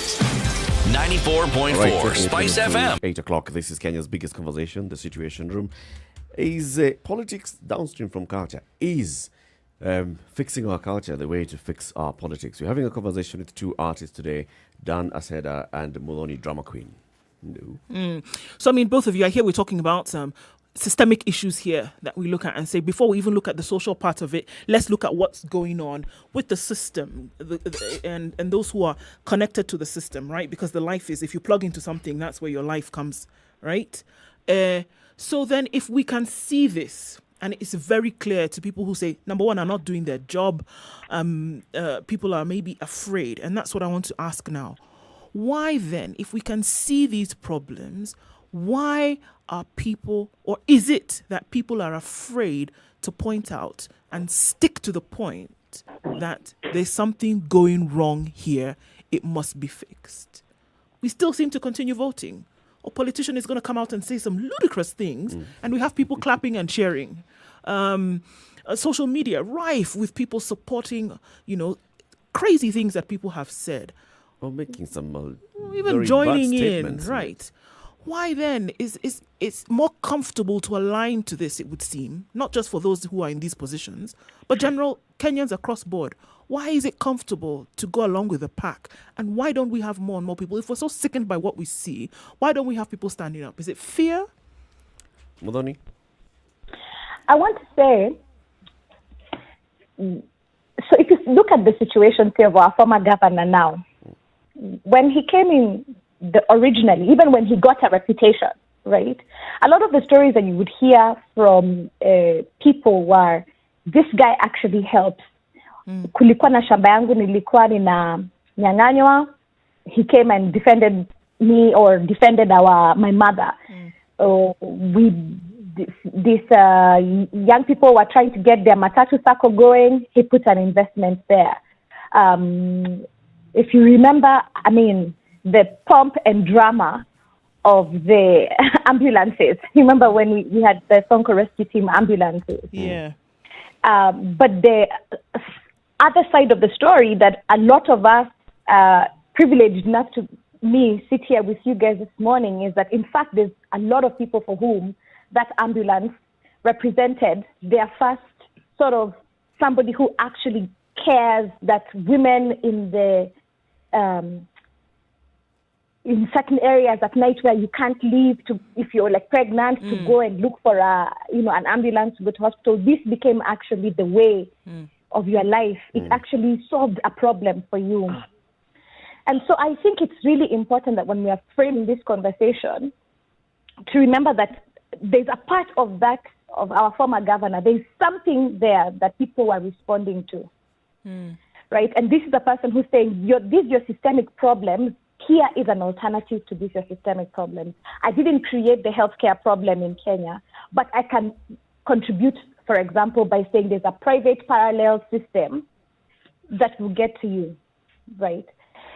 So maybe to go to one of the earlier points, which is there is a part of this, in this leadership, there is a part of what we want that was encapsulated in these people that we choose. And if you look, through, right, even the top leadership, there's always something of the people that they take. Yeah. Yeah, that they take and manipulate. This is the real word. You take the situation and you manipulate around the situation. But you as a voter, do you take that solution that is being provided to you, that is being brought to you, do you take that and that trumps everything else about this person? I mean, Eric, I can see how if there's a leader who has presented, first there's a person who's presented themselves as a leader. And then the evidence for their leadership is like, look, how many times has this person helped people in similar situations, right? Land, this family, their land was being taken. This guy came in, intervened. Now their family land is not being taken. Yeah. What is a signal to everybody else in this country who knows about land issues, the injustices around people taking your land? Do you see there's a degree of... So as what Dan is saying, there's Mtetezi. All he needs to do is to solve one or two of those cases, be quite public about it, which is one of the things that our former Nairobi governor did. He understood how to run the propaganda machine. So you would see him doing these things, and then you would justify, okay, maybe I don't like the way this guy talks. I don't like the flashiness of the character. But I like that he's the guy who, if you call him, he turns up. And that narrative, I think, has resonated throughout the time that this man has been in politics. Somebody has a funeral, they are stuck. He comes in. Somebody, this estate has this issue, he comes in. Now, absolutely. I want us to get a little real about this discussion. People who are in your line of work, your industry, have an association. Many. Well, there's I don't know which one, but artists have an association of some sort, and every association has leadership. Now, the question I want to ask, I think you can see it coming, and you even understand where I'm going to. These things that we're discussing here in theory, have you ever seen them, or has there been an attempt to apply these particular perspectives in the organizations that you belong to? And if you have, what has been the outcome? And if you do practice some of these things, how exactly do you go about practicing it? Oh, I have a story. Wow. My gosh. It's why I was laughing. Yeah. Gosh, it's got drama, intrigue, crime. Here's the thing. Just to answer your question in a kind of roundabout way, but I'll bring it home in a minute. The idea that we've been trying to push with DQ is that you've got an existing system that is invested in maintaining its power and maintaining, status quo as is. And then you have a people who dream for better, and they are trying to work with this system to get to the better. The music industry is very similar. And one of the most obvious things about what you see in the music industry that I also begin to see in the political industry is that there's something that happened that made the leadership static. If I give you a good example, the MCSK was created as a industry tool to fight for the rights of industry, specifically the protection and management of copyright. Now, this organization was, Daudi Kabaka was involved. This starts in the 60s, right? This starts in the 60s. Actually, late 50s, 60s.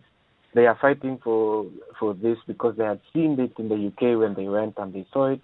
And then they come back and they're like, look, we need this thing in our country. And so they fight and create this organization. In 1984, they create an organization. We are going to do, and they managed to do that during the time when there was a crackdown on any organization because of Kenya, right? Mm-hmm. So then there isn't a legal way for them to work as an organization until 2001. So that's a heck of a long time. And in that time, what happens to the people who created that organization is that they become frustrated, they become despondent, and essentially the organization turns into, I think DQ spoke about this earlier, it just becomes a thing that people love because it exists. It doesn't necessarily do anything for them, but because, it's there, it's mine, I'm going to love it. Mm-hmm. So then now when we are coming to ask this same organization to act according to the law or act with integrity in 2016 or 17, and I was suing them and making them lose their license, I was a bad guy because I was killing something that people loved. And this is the political thing. And a lot of the people that were voting, those who attend the AGMs and make these votes, are actually people that were there in 1984. The last chairman, one second, my boss is talking to me. DQ, take over. So what he wanted to, I guess, say is that even within the system itself of, say, MCSK, there's been successive desire for the institution to actually operate as it should for the members. But actually, it has never achieved success in doing the work that it's meant to do.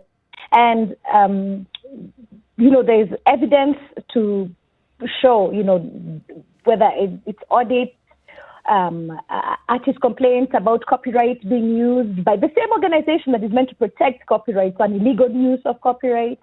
There's been successive efforts, to streamline, to get them to lose their license. Like, Dan was just explaining. Dan, please, you may proceed with your story. Yeah, I mean, I sued them and I got them to lose their license in 2016. And what ended up happening is the idea of what I think is a problem in Kenya. I was followed all over Nairobi. There were death threats on my life. I had to kind of hide in broad daylight. People were saying they're coming to kill me because of this thing that I'd done out of a belief of the right thing that I was doing. And then 2 weeks ago, a person who shouted at me and almost wanted to eat me alive at NHIF and went to a meeting at Kikobo, they called me and said they want me to join a movement to begin to remove MCSK again in 2020. I said, what do you mean? We were there together and I was leading this and you were a part of the guys trying to kill me.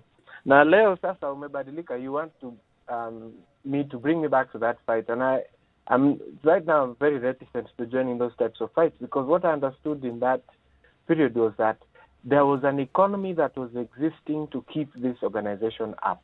Much in the same way that the political structure has money that flows to keep. There's always guys clapping. You know, you were talking about people who are always clapping at these things.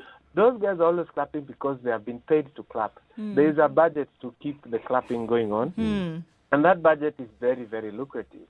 And whenever you come up against it, you find situations where it's very challenging for you to get through. Even for us to have won the case in court took such a huge effort. And I guess, guys, this actually comes into that conversation. Then it's a reflection of where we are as a society. It's not just in the artists. If you look at lawyers are complaining right now about the kind of leadership that they have. The kind of leadership they elected. They elected. And then they talk about, there's, money being spent, the kind of intrigues that happen during these elections. This then is a reflection of what we've become as a society. This is our culture now. We have systems that have been taken over, and sort of like there are people who participate in entrenching the system the way it is, and those who are complaining are seen to be complaining because they want to be the ones who enter the system and continue to eat like those who are in the system are doing. So when we see politicians behaving this way in public, if we come back into our local communities, we'll find ourselves in the same situations. I'm sure if you went to some place, you'll find people complaining about a local leadership, about chama, or even taxi drivers will say, we as taxi drivers, we had a conversation with the Uber drivers the other day, and they were talking about the same kind of thing. Those in leadership get compromised, and they get to a point where they feel like they're hopeless. So it's not necessarily the leaders, political leaders. If it happens in all other spheres, then it's we, the people. No. But I would... Eric, go ahead. Okay. So first I want to say, yes, you're right in saying that everywhere, even in the estate, I'm sure in Bakumi, there's someone who's like, hey, here, money was poured. Yes. So there's something that we have understood about power, or the lack thereof. Right? This thing is systemic. Do you remember when I was on the show a year ago and I was like, this whole system has to go. The system itself, systemically, it is sick. What we have understood about elections and leadership is interest, right? Who has the interest? Who has the money to facilitate their interests to be the center of the table? Who can rally people around their interest? And I think it's really important to recognize that even if you think about like at an LSK level, at an MCSK level, that system was supported by some people. Whereas it is not the reflection of the majority of people's aspirations and desires and actual will, there's a bunch of people who are benefiting from this thing. So just like politics, just like everywhere, there's some beneficiaries, which tells me that the real thing here is the way the inequity that has been created by this system from the beginning, that there is this political class or who have access and power and proximity to money, interest. These are the ones who set the agenda for everybody else. That disconnection of the power is not of the people. The people are asked to sort of rubber stamp or participate in some kind of something. But really, it's the interests that are running the show. I think this thing has been understood and it has filtered everywhere. And our distance from actual power, our distance from actually being, Because what DQ is saying, this is a legacy of colonialism, because that's how Absolutely. power was taught to us. So we understand power as the person who's there closest to the power controls everything and then keeps everybody else outside of it. And so this is a legacy of how Kenya as a country was formed, and we are continuing to keep it. And there's only another thing I'd like to add, which unfortunately, Eric, may be a little bit at odds with what you're saying.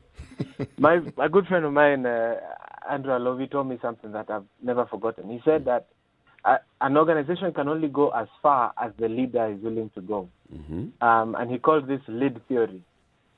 Because if the leader cannot see, then he will block the organization's movement towards that place. And this is just the power of vision. And this is why this problem has to be solved by the leaders. And what we are unlucky with in Kenya is that even though there's colonial legacies in other parts of the world, Singapore found people like Lee Kuan Yew, right, that had vision and had a place that he was going to see. And we haven't found that person who has that vision and a place that he wants to see us be there and take us there. We've unfortunately had a succession of, different types of vision, alternative visions. Nobody has that kind of forward-looking. And I think in history of all countries, political history, there's always that person who sees their country in a different way and then wills them there, because leadership is very powerful. You cannot, in fact, in my opinion, these days, I find it very challenging to overcome leadership. You cannot overcome bad leadership. So the question then remains that we can continue to point out these things and we see where the gaps are. Obviously, look, guys, we can call it many things, but there's a problem. And there's a huge one. But then still, it seems, is it apathy? Is it fear? And I'm still asking that question. Is it apathy? Is it fear? Or is it that, okay, in my little space here, I'm kind of comfortable, so I'm not going to ruffle feathers too much. But it seems to me, if that there's going to be any kind of change, there has to be a ruffling of the feathers. There has to be a decapitation of this bird completely if we're going to get any kind of change. But then we keep saying to ourselves, change, change, change. But where is it going to come from? So for me, I see this as very layered. So the first layer is when the people themselves do not feel or have no experience of being the power, it is a very difficult thing to get them to imagine it into reality.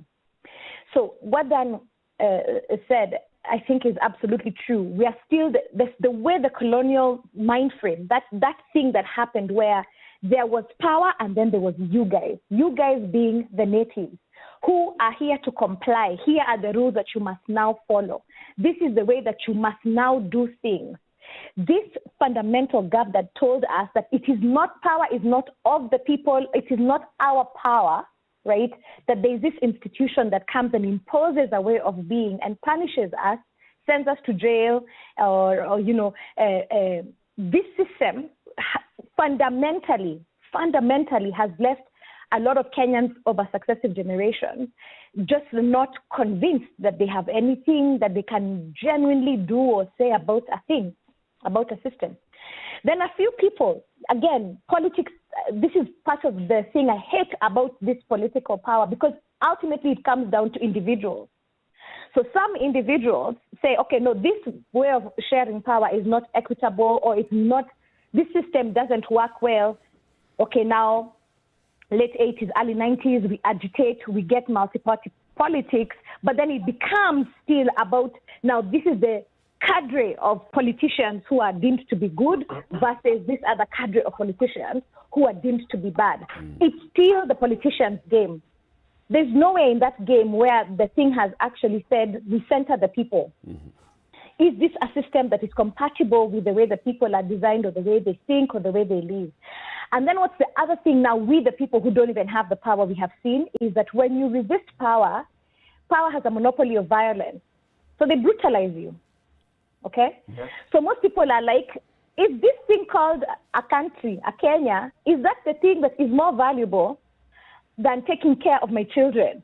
I'm just going to take care of my children, because even if I fight for this Kenya, it's not like it's going to reward my children with some significant something, okay?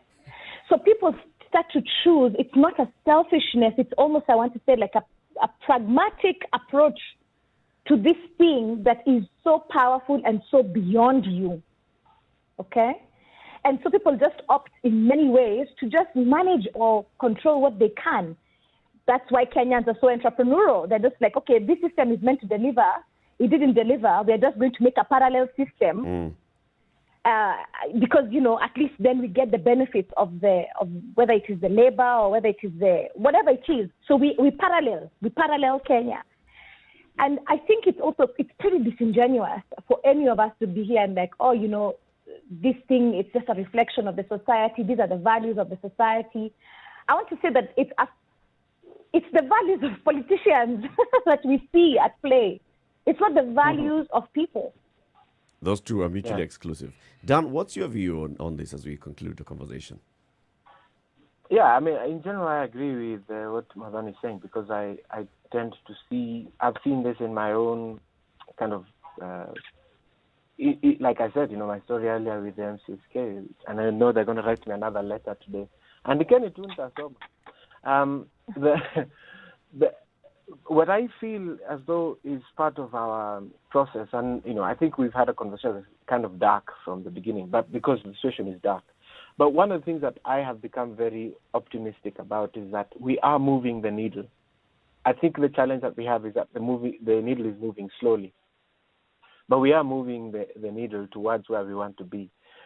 People really underestimate how revolutionary the first paragraph of the Constitution is. That the sovereign power belongs to the people. That first line is such a revolutionary line coming from where we're coming from. And I think it's understated right now because people have not yet understood. But over time, the more that these older guys are kind of getting less and less relevant, and the proverb that you shared today, that death is the poor man's physician, that is the truth also for political systems. Death tends to fix the problems that the politicians won't solve. And the arc of time will fix it. So these guys eventually will die. I'm sorry to say, wataenda. And then we will get an opportunity to move this needle to the direction that we want. Well. And I feel as though this is something that we must keep saying to politicians. Even Mobutu, with all his power, he went away. Hitler, who had science, the best science in the world, who moved the needle of science in the whole world so far forward, he also came to his end. Eventually, Father Time will help us fix. So either we fix together now, ama Father Time atatusaidia kutatua hizi shida unatupatia saizi. Atatusort. Dan, thank you very much. Dan Aseda is an award-winning musician and a performing artist. And Modoni Drama Queen, MDQ, is an artist, founder of festivals and an artist incubator. Asanteni sana for joining us today. Thank you so much. And Thank keep you so listening. much. In the next hour, we'll have Dr. Ezekiel Mutua and Ken Jiro, and we'll be having the same conversation. So listen to that. Come on. Oh, yes. All right. Thank you very much. Keep it right here. 4 minutes to 8 o'clock. This is Kenya's biggest conversation, The Situation Room. 87.9 Spice FM, Mombasa. Hi, my name is Emmanuel Kisingani from Spice FM's The Adults in the Room, and I am here to wish you a very, very happy holiday season and a very, very prosperous 2021. 2020, we've had our ups and downs, but I believe that 2021 we're going to come back bigger and better. Remember, don't drink and drive, and see you next year. Happy holidays!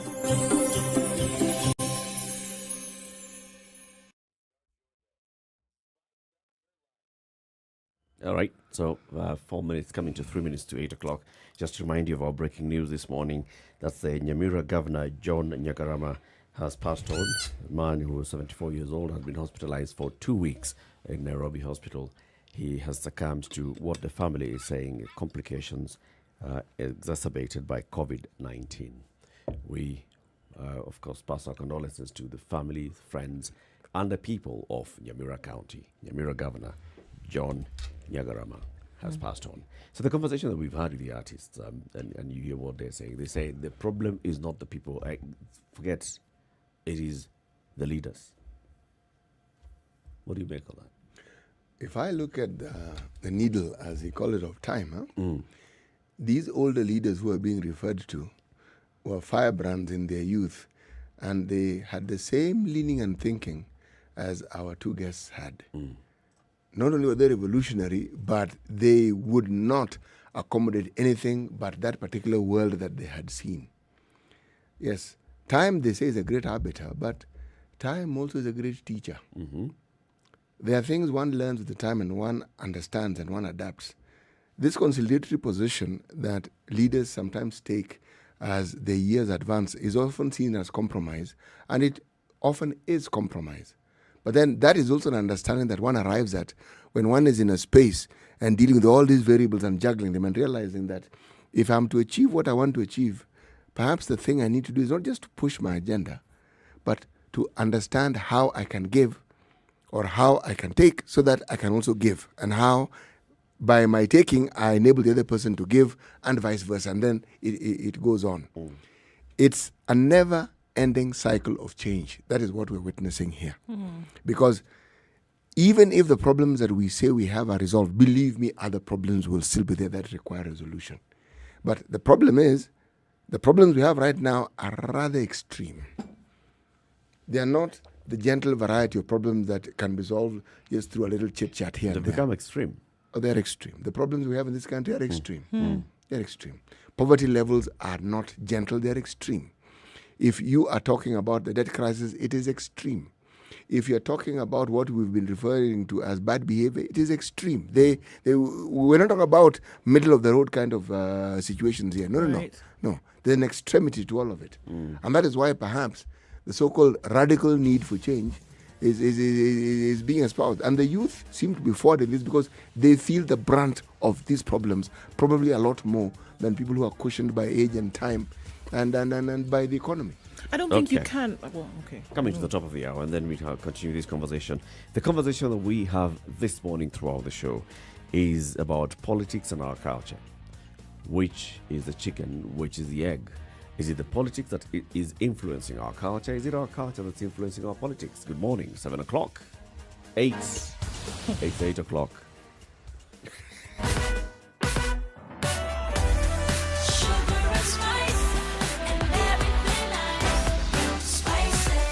Spice up your life. 102.5 Spice FM, Kisumu. Okay, so now is when we have Traffic. a bumper situation on Mombasa Road outbound to the CBD today. And plan accordingly, guys. It is Friday, a lot of things going on, and we have quite a number of people leaving the city today, traveling. Today is the 18th, and this is when we see now a lot of folks traveling. Traffic started as at 5 o'clock on Mombasa Road today, as it did on Wayaki Way out of the city. Thika Road coming into the city is going to have a pile-up right there around...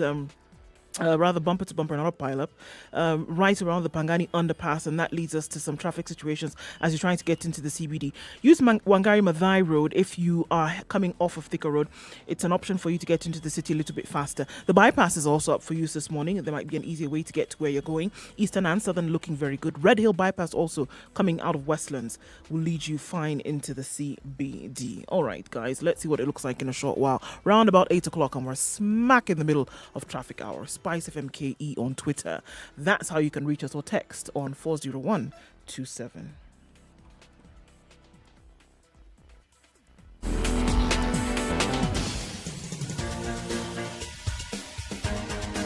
This is The Situation Room, the home of hard-hitting political commentary and penetrating insights about the state of the nation. This is a talk radio experience like no other. The Situation Room, a place for hard truths, debates, and elevated conversations. The Situation Room, witty, political, engaging, deep, controversial. In the room, we have C.T. Muga, researcher, academic, seasoned political observer, a fountain of wisdom in these politically uncertain times. Ndu Oko, Nigerian by birth, Kenyan by choice, communications expert, Pan-Africanist, a truth seeker and believer in people power, and Eric Latif, agent provocateur, the man in the chair, seasoned journalist, news hound, a man who believes in punching up not down. This is the Situation Room. At The 2.5 only minutes after 8 o'clock, the conversation continues. What is the chicken? Which is the chicken? Which is the egg? Is it our politics or is it our culture? Are our politicians a reflection of who we are as a society, or is it the other way around? Anyway, as we bring in our guest for the second hour, today's proverb, CT. Death is the poor man's physician. Death is a poor man's physician. Yes. Okay. Meaning what? It's a great healer. With death, all troubles cease to exist. They are zero rated completely. You're in a completely different realm. Okay. So we continue the conversation, and just as we're going to the top of the hour, you wanted to make a point. This is... I mean, look, that's the thing, is if you have a problem, if you see that something is such an issue, you can't pussyfoot around the solution. You can't say that, okay, maybe we should try this or take a soft approach to it. If you have rot in the foundation of a building, you have to tear the building down. You have to have radical solutions to a problem that is so serious. And I think that's the problem, that we've been thinking that we can have a soft approach to systemic issues. You think you can have a soft approach to things like corruption. You think you can have a soft approach to things like, impunity. You can have a soft approach to people just not doing their job, for which they're being paid, for which they've been voted in by people. And that's the unfortunate thing, that we can just, on one side I can say, okay, well, I can see there's a problem, but the Mweshime walks into the room and then we all bow down. I mean, and when you have an opportunity we talk about these issues, we say, okay, well, maybe it'll get better tomorrow. No. You have a major problem. The only way to deal with it is to have a radical approach to it. But then when you say radical, what is radical? How would you define radical? I mean, others would think radical is pour onto the streets, revolutionary, take up arms. In some cases, yes. What is your radical? For example, for what fixing what we are currently discussing. When City says the situation is dire, then what is this radical solution? What form should it take? Well, I think there are many. I don't think you can only have one that comes into play. Yes, in some cases, there are certain things that you can absolutely refuse to do. I mean, is it coming from individuals? Can you say that you will not vote in somebody just based on the fact that they're aligning to your personal wants or needs? But are we looking at the country as a whole and saying that the solution that we need to bring about is something that is going to affect us? When you take your child to school and they say that your child is not accepted and you need to bring in an extra shilling and maybe I'll accept your child, say no to that. When somebody wants to come and give you a handout and say that, all right, maybe this is the way you should take because there are a few extra shillings in your account. Say no to that. You're on the road and you've made a mistake, and rather than saying, okay, I'm going to pay off the cop instead of going to the police station to sit it out for hours, say no to that. And I think those are the things that are going to now bubble together and make something change. And if you see that these winds of change are actually blowing in a certain direction, and then you see that what's left is to say that now this wind needs to move right into the leadership. Then when you're casting your vote with integrity, and saying that the decisions that you make as an individual, can you, without even looking at it, can you as an individual make a decision that is right? But how do you get people, a substantial number of people, to make that decision? Because number one, you're saying that stop pointing fingers at somebody else, right? The problem and the solution lie with you. If you stop doing this, then the problem goes away. And the problem remains there because you are still doing this. So you're telling people to change what they're doing. If you say, oh, I'm the one who's going to stop offering a bribe, I'm the one who's going to stop giving empty promises to someone, I tell them I'm going to call you at 2 o'clock, and I full well know I'm not going to call you. I'm going to be making sure that I attend meetings on time. I'm supposed to be in a meeting at 8 o'clock, and I said 8. I did not mean morning hours. I just meant 8 on the dot. You want to tell me that we can actually get a critical mass of people to change that? Is it possible? The thing is, the change does come about, but not as prescribed. You see, already what we're actually discussing here is how the change that Kenyans make in order to deal with the problems that they have, what we're referring to as systemic problems. The change is, you see, you can confront it in the traditional revolutionary way by picketing, by protesting, or as Kenyans do, you look for an alternative. That is change. So is it that Kenyans have a flexible mind? They most certainly do. And they're always looking for alternatives. And when an alternative to actually cast a vote comes in, they do. And you see the changes that they want. Now, the reason why the matter goes back to the leader is because you are elected on the supposition that maybe this one time we might actually see change. All right? And then yet again, the leader follows laid down procedures that seem to infect people once they are elected. And then they proceed on a path that guarantees that the very thing that was expected is not achieved. So the flexibility of the Kenyan mind is yet challenged again to flex again and to determine how do I then exist with this situation that seems to never end. And that is the discussion we keep having. Now, the problem is, if people are pushed to the point where that flexibility gets to tiresome, then the alternatives that Ndu is talking about come into, for they realize, wait a moment, this isn't helping. And the only way this thing is going to be overhauled is if we take this position collectively. Now, that is a position that anyone in leadership does not want to push people to, because the people in leadership are the ones who will be overhauled. Right.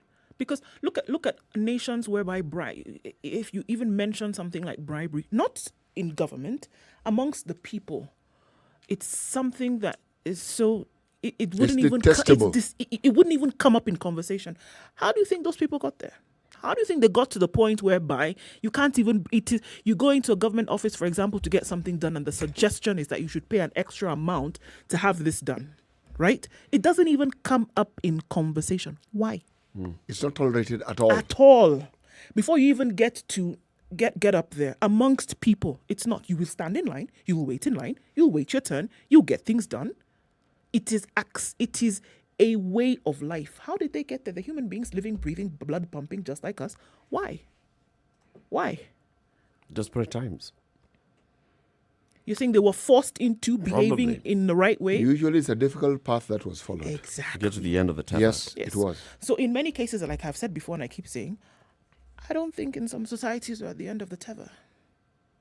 And not at the end of the tether. Not angry enough. Not angry enough. So we need something more radical to actually make us things are still okay. Flexibility, there's still an option. When you get to the point where there's no option, where you're at the wall and behind you is also wall, to your left is wall, to your right is wall, that's when you'll see. Let's bring in our guests for this hour, and we have two gentlemen. One of them is Dr. Ezekiel Mutua. He's the Chief Executive Officer of the Kenya Film Classification Board, and many people call him the moral police. And the other one is Ken Jiro. Ken Jiro founded a movement a couple of years ago, and he still continues with it. It's called the Uungwana Initiative. For a while, he was going around the country and in the media, and he was telling people, stop your ushenzi and being muungwana. And he was saying many of the things that we do, and that very, very much goes in line with what Ndu you were saying earlier. We've got to change ourselves. You've got to make sure that you make that decision yourself to change, to stop being mshenzi and start doing uungwana things. And this is doing the things that are right. Gentlemen, good morning, and thank you very much for joining us, Ken and Ezekiel. Asante. We have an issue with your line, Ken, I think. Dr. Mutua, good morning. Good morning, Latif. Good to have you in the show. Thank you very much. Yeah, that's a Jambo, bit better. Daktari. Jambo, Ken, good to see you. Good morning. Good morning. Excellent. Asante. Right. We're going to start with you, Dr. Mutua. And the issue we're discussing now is about where we are as a society. We seeing the kind of conversations and communication that's happening, especially with those leaders who are either elected or in political positions of leadership. We had Aisha Jumo over the weekend. We had Edwin Sifuna. Yesterday and the day before yesterday, we saw nominated Senator Melissa Nomanga on social media with Boniface Mwangi, who's also a political leader by his own right, and the kind of vitriol they were pouring on each other on social media. And we ask ourselves, why are we seeing all these, our leaders behaving this way in public? Is it a reflection of who we have become as a society, Dr. Mutua?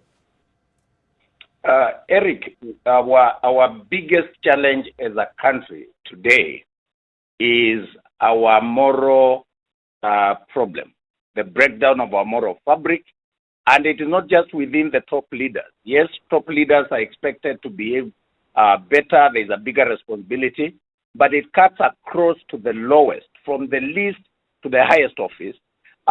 We've lost it at the moral level. And that's where the problem is, because a nation cannot progress without moral values. The thing that we need to build very urgently is our moral fabric, to have a sense of decency, a sense of right and wrong, a sense of self-retrospection, to say that that we have a foundation of values, of integrity, and self-respect, because some of those things that you are hearing, it is from people who lack self-respect. What Ken Jiru calls ushenzi, for lack of a better word. We've done very well as a country, really, in terms of building the physical infrastructure, the hardware of our country. But we have forgotten the software issues of morality, of decency, of discipline, of integrity. And in the process, we may think we are building, but actually every the 2 steps we take forward, there are 3 steps backward, almost in every aspect. And I think, to put it very clearly, Eric, there's a lack of leadership, a dearth of leadership at so many levels in our society. You can't blame one section. Of course, our politicians, there's so much lack of political hygiene in our politics and in our process. But I think we can't just blame the political leaders. This is a societal problem. But I think, again, from where I sit, the media has fueled this kind of scenario where we glorify and canonize bad behavior, people with loud mouths, people bang tables, people all insult, and they are the ones who are painted and given airtime. And I wish we can withdraw the cameras from these kind of people and deny them airtime, deny them oxygen, because people make this kind of statements and utterances because they know they will be covered. They know it will make political mileage and capital. Dr. Mutua, do you think that if they were not being covered, they would not say these things? If they were not being given airtime, that they would go back to those manners that their mother and father taught them? Do you think that they wouldn't say these things if they were not in the full glare of cameras? I firmly believe so too. I'm a journalist, and I do know the power of the media in shaping opinions and values and building character. The moment politicians realize that they cannot be covered if they're talking development, and if they're talking academia, if they're talking sense, and that it's the who insults the loudest and the worst, it is the person with a loud mouth, it's the person with the most immoral and obscene kind of talk that gets airtime. That is what we promote, and therefore the power of the media to set the agenda, the right agenda for society, becomes very critical. Yes, we will never solve that by denying them the cameras. Bad people will always be bad people. But there is an agenda-setting role of the media, where you can say, if you are hurling insult, and if you are being obscene, we are not going to give you airtime in our station. And you just warn them, even when they come to your studio and a program like this, that matusi haitakubaliwa katika kipindi hiki. Ushenzi hautakubaliwa. And when they go for political rallies and they realize the moment they are dwelling on insult, that rally will never be covered, I can tell you we can bring change. It may not be the ultimate solution, but there is the power of agenda setting by the media. Can come in now here and tell us about this Ungwana Ushenzi and why first of all you started it, and is it that you got to a point where you felt that we have basically lost it all as a society? Well, I started Ungwana as a response to just feeling that something was fundamentally wrong in our society. And by the way, I think one of the paths that I had, of course, was to join politics, given that I had come from a political family. But I realized that there's something fundamentally wrong. Because even when you go to seek those votes, much as we are blaming leaders, the first Kenyan that you find tells you, umpatie kitu kidogo. Mm-hmm. And they are not even asking for a lot of money. They're asking for 50 shillings. And if you don't give him the 50 shillings, they will insult you. And they will end up voting for the gentleman who basically gives them money. So that it's become a vicious cycle as far as leadership is concerned, where I spend the next 5 years stealing from you, then I come and buy you with 50 shillings. But having said that, I also appreciated that values, like Dr. Tari is saying, and the attitudes and the whole question of behavior is fundamental to the prosperity and the continued existence of any polity. I keep pointing out the fact that Rome did not collapse because of an invading army, but because of its collapse of its moral mainsprings, right? And when we speak of mainsprings here, what we are speaking about is a sense of a higher consciousness. You know, human beings, by the way we've been made, and the reason we are having this conversation is because deep down we all feel there's something wrong. And we will give solutions in our respective areas. We will point to politicians. But it's not just politicians, as Dr. Mutua says. Though they carry the biggest burden, so to speak, in the sense that they do policies. They influence society. They influence what is taught in schools. They influence what is said. By the way, Dr. Mutua, politicians can even shut down the media for pushing immoral things, so to speak, out of laws and stuff like that. But when it becomes, or rather when the sociocultural mode becomes vulgarity, what I call ushenzi, then something is very wrong. Think about what happened the other day. It was in the papers along the Sagana Makutano route, where people were stuck on the road because on both sides of the road, people had created 5 lanes. Mm-hmm. 5 lanes that are coming to Nairobi, 5 lanes going out of Nairobi, because possibly there was an accident. And I have been stuck there once for 2 hours. And when I look left and right, it is battered cars, battered pickups. It is big Mercedeses. It is, it does not matter. It's not even just a question of the matatu guy. The matatu guy is doing his thing. But there's a guy driving a huge car, and you would expect that he has some sense to know that if I block and do 3-4 lanes, then we are all stuck here. This is the Kenya we are building. Look at the boda guy. Routinely, they ride their bikes on the wrong side of the road. And that has become allowed. All right? Now, think about that boda guy when he grabs a car. What do you think he'll do? You think he'll change and start driving, properly? Think about the millions of young girls in Mount Elgon, in one whole school. You find 20, 30 girls have been impregnated, which means that it's a pandemic. But we will never hear of those stories in Parliament.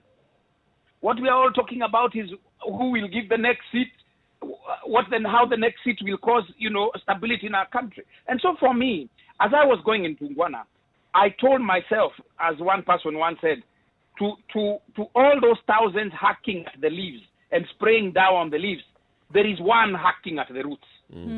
And we have to hack at the roots of this tree. Is it possible to transform this country? Yes, it is possible to transform this country. I usually tell people just to look at England 200 years ago, in the days of William Wilberforce, the time you're saying that he has discovered that God has given him 2 things to do. 1, abolish slave trade. 2, the reformation of manners. Those guys were worse off than we were. But some people just simply said, this is not what it means to be human. And so for me, it's a question of a higher consciousness, understanding what it means to be human, but even most fundamentally, it cannot be achieved in a haphazard manner. We cannot just attack the politicians, then tomorrow we attack the doctors, the next day we attack the lawyers. And by the way, when I talk about the lawyers, when I see their president like Harvey taking pot shots at the government, I always ask myself, where has he left his lawyers? These days, we are not sure. You go to a lawyer, you're not sure whether you give him your conveyancing fee, you're going to get what you want out of it. All right? Look at doctors. They'll watch you dying because you don't have 5,000 shillings. And yet they've taken the Hippocratic oath to make sure that they do what is right. Hippocratic oath. Hippocratic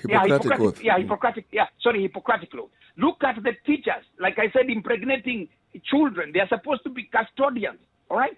And so this whole mix all rests on the foundations which are rotten. Mr. Njiru, everything you've mentioned so far are symptoms, really. Yes. You're talking about the moral fabric of a society. And yes, I hear you say that everyone participates in it. But in all honesty, in the time that even the last 20 years, we have seen situations where we have seen when what we consider the runaway moral rot has been halted to some degree. And I'm going back to the time of President Kibaki's government. Yes. When certain things that had been hitherto considered to be impossible suddenly became possible. For instance, the so-called runaway bribery, when you wanted a license, when you wanted a passport, when you wanted an ID, the matatu industry just doing exactly what they wanted, we saw changes. We even saw the rot in Nairobi River changing. We saw these things. So what was it? Was it the wananchi suddenly rallied, or did they have an example from the leadership, and the leadership taking a firm position that brought about the change? Which was it, in your opinion? For me, first of all, what those changes show is that it is possible to change. But what then they also signify is a thrust that is not well considered. It's not a total change paradigm. All right. What do I mean? I mean that, for example, if you wanted today to change Spice FM, the behaviors of people in Spice FM, you would have to start asking yourself, in a global sense, what do we want the character of Spice FM to be? And by extension, what do we want the character of the Kenyan to be? We need to place a few values and say hardworking, integrity, and stuff like that. And then ask ourselves in a programmatic manner and put resources to it, by the way, and start pushing it systematically. All right. What I was excited about, for instance, you remember when Michuki, pointed at the matatus and said they will change, and the matatu guys started demonstrating, saying we won't change, right? And they even went on strike, and Michuki said you will change, and he pushed it, and Kenyans came on board. So what is lacking is that leader who marshals the total moral conscience of a nation and stays on it. Right. Stays on it for year 1, year 2, year 3, who says that 20% of our budget will be used to ensure that this moral message is pushed, so that we even start rewarding people who behave well, companies who behave well, and stuff like that. But today we have ruffians in power, people who are elected because of their money, and they spend the rest of their time clowning. Then they come again, and by the way, the funny thing is, they are still nominated by political parties. I'm not even sure we have political parties anymore. So that the whole question of leadership, you are talking about Omanga, you are talking about the lady from Coast, and the gentleman who they were exchanging, in the media, in a very crude manner. I always wonder when I look at our leaders across the board, what do we think? What is the Kenyan model of leadership? The minute you are elected, even by bribing, people start calling you a leader. And as Dr. Mutua is saying, you start getting all the airtime. If Kenjiru tries to say something, nobody will listen to you because you're not a leader. Yeah? But is that what leadership means? I am very sad that even as we're talking about transforming our country, we've not even talked about that political party that is meant to socialize what leadership means and give the nation proper leaders who are then elected. But what do we have? Transient bodies that keep changing every year. I'm not even sure we'll have Jubilee. But Mr. Njiru, who are the people who set up these systems that we speak of? Again, we know who elects the leaders. But the truth of the matter is that you're discussing impunity, runaway impunity. And the question that I'm actually asking is, this impunity that is it tolerated by the so-called leadership? The answer is yes. If I may keep it, the irony, Dr. Mutua, just a small one. Just a small one, Dr. Mutua. The irony of life is that it is you and me who are called to change this scenario. I recall, the time God was telling Moses, go, and Moses was asking, why me? Right? So that even as I'm pontificating here, I have a duty to step up and do something about it. As Mutua is stepping up, if we have 20, 30, 40, 50, 60 people stepping up and coming into this space, I can assure it will start to change. But what do we have? We have a situation where we discuss these things. We'll discuss them on radio. When this program shuts down, we go into music. We will discuss them in clubs. We'll discuss it at home. So we need a proper movement. We need to craft it. And just like the politicians are pushing BBI or whatever they push, even as we must push it. Because if we don't push it, it won't work. And I hope that the ones who feel this will be part of this movement, so that it's not against politicians, but it's a movement that is basically crafted by people who believe that we are more than we are casting ourselves out to be. Daktari. Thank you very much, Ken. And I agree with everything that Ken is saying. And I served in the Kibaki administration. I joined the government in 2007. And I remember that government, the kind of people who were in leadership, from the political class to the ministers, to the people who ran the instruments of power, who had the instruments of power. And there's something that is fundamentally different in the sense that Kibaki administration had a reservoir of wisdom born of age and elderly experience in the names of the Moody Awaris of this world, the John Michukis. There were elders, there was wisdom that was born from independence and getting a clear direction of where the country is going, that I think came to bear during the Kibaki administration, that we are lacking now in the name of inclusivity and bringing in youth and women. And there are things that we are doing right now to look fashionable, to look democratic, that are actually the very foundation of our challenge. Because there is something you can't replace with youthful energy. Youth are good, but they need to be guided. We need to include youth and women in our systems of governance. But I think we cannot sacrifice morality and decency just to look fashionable and to look like we have brought in everybody on board, so that we are opening up the political space for all manner of charlatans to get in, and we have no system of vetting. We are liberalizing the media. We are opening up the digital space, and there is no infrastructural regulatory framework that is guiding that, and we are doing catch-up. We always, liberalize, open up the space, include women, include the youth, and then we start now putting the caveats and the regulatory framework and doing catch-up. I think that's a challenge, and the difference between now and then. Let me say this. If you look at the Asian tigers and the countries that have progressed, there is no country that ever meant or created real development without first laying a moral foundation. The values of integrity, hard work, honesty, they are the basis upon which we must build our nation and retrieve what we have lost.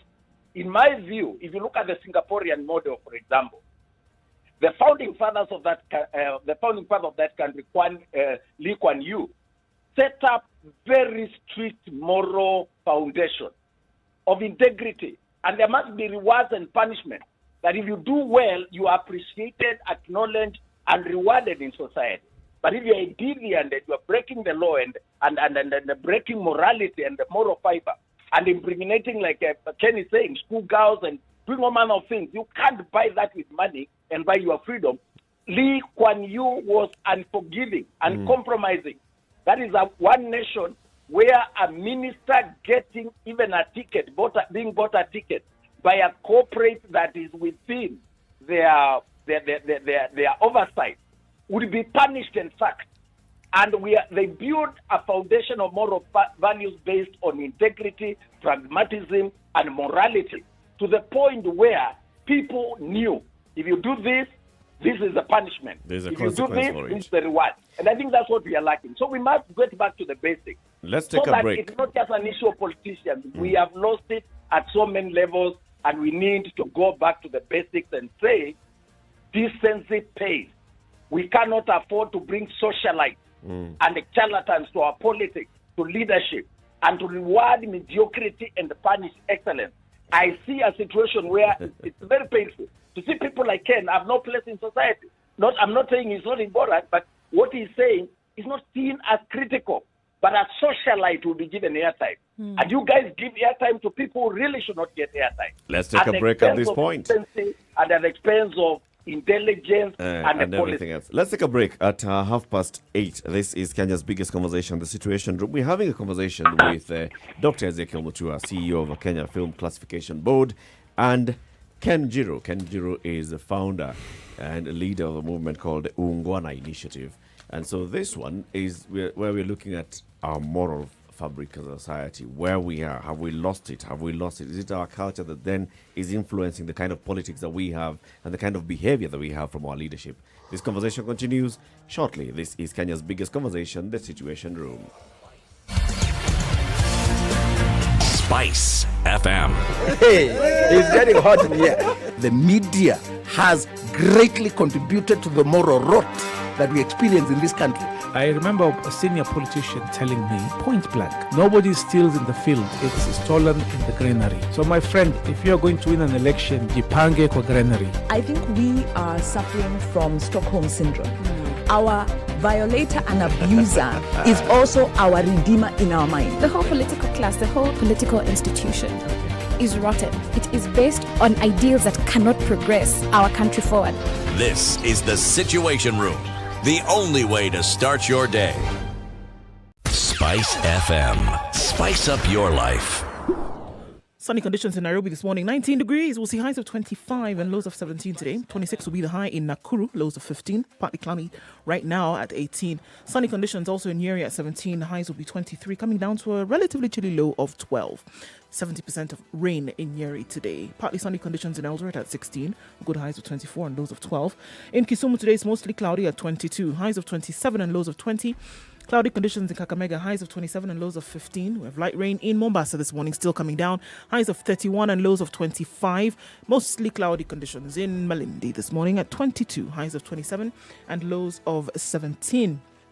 Looking at rain showers in Kampala, 21 degrees, highs of 26 and lows of 18, and it's also raining in Dar es Salaam at 29, highs of 31 and lows of 26. Sunny conditions in Johannesburg at 16 degrees, highs of 21 and lows of 15. Yes, also a chance of rain here well into the weekend. It's going to be a clear day and clear weekend in Lagos. 25 degrees, highs of 32 today, and mostly sunny conditions in Kinshasa for a change at 22, highs of 31, coming back down to lows of 22.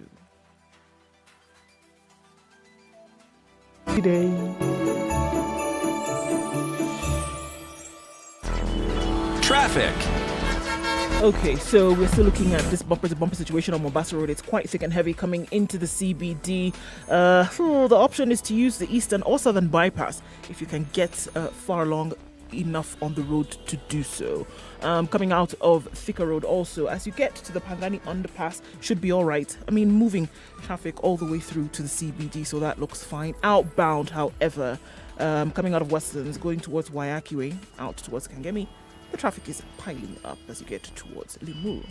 Okay, so let's look at how that opens up through the day. Round about 8:30, still in the middle of traffic hour. Likely to see more traffic as we go along, but we'll see what it looks like in about half hour or so. Talk to us in case you need to. Spice of MKE on Twitter, in case it gets too hot or too heavy. Or if you find an alternate route that others haven't found, let us know. Text us as well, 40127.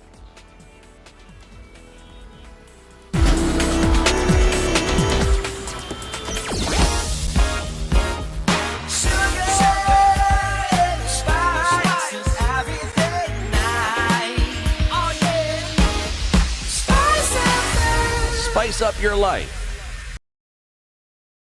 Mature, intelligent talk every morning. Spice up yourself.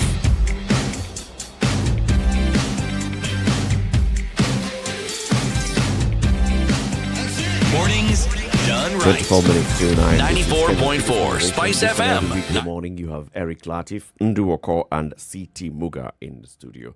Joining us on the line for this hour, as we have a conversation about what is happening in our society, is Ken Jiro, the founder of the Ungwana Initiative, and Dr. Ezekiel Mutua, CEO of the Kenya Film Classification Board. Many people call him the moral police.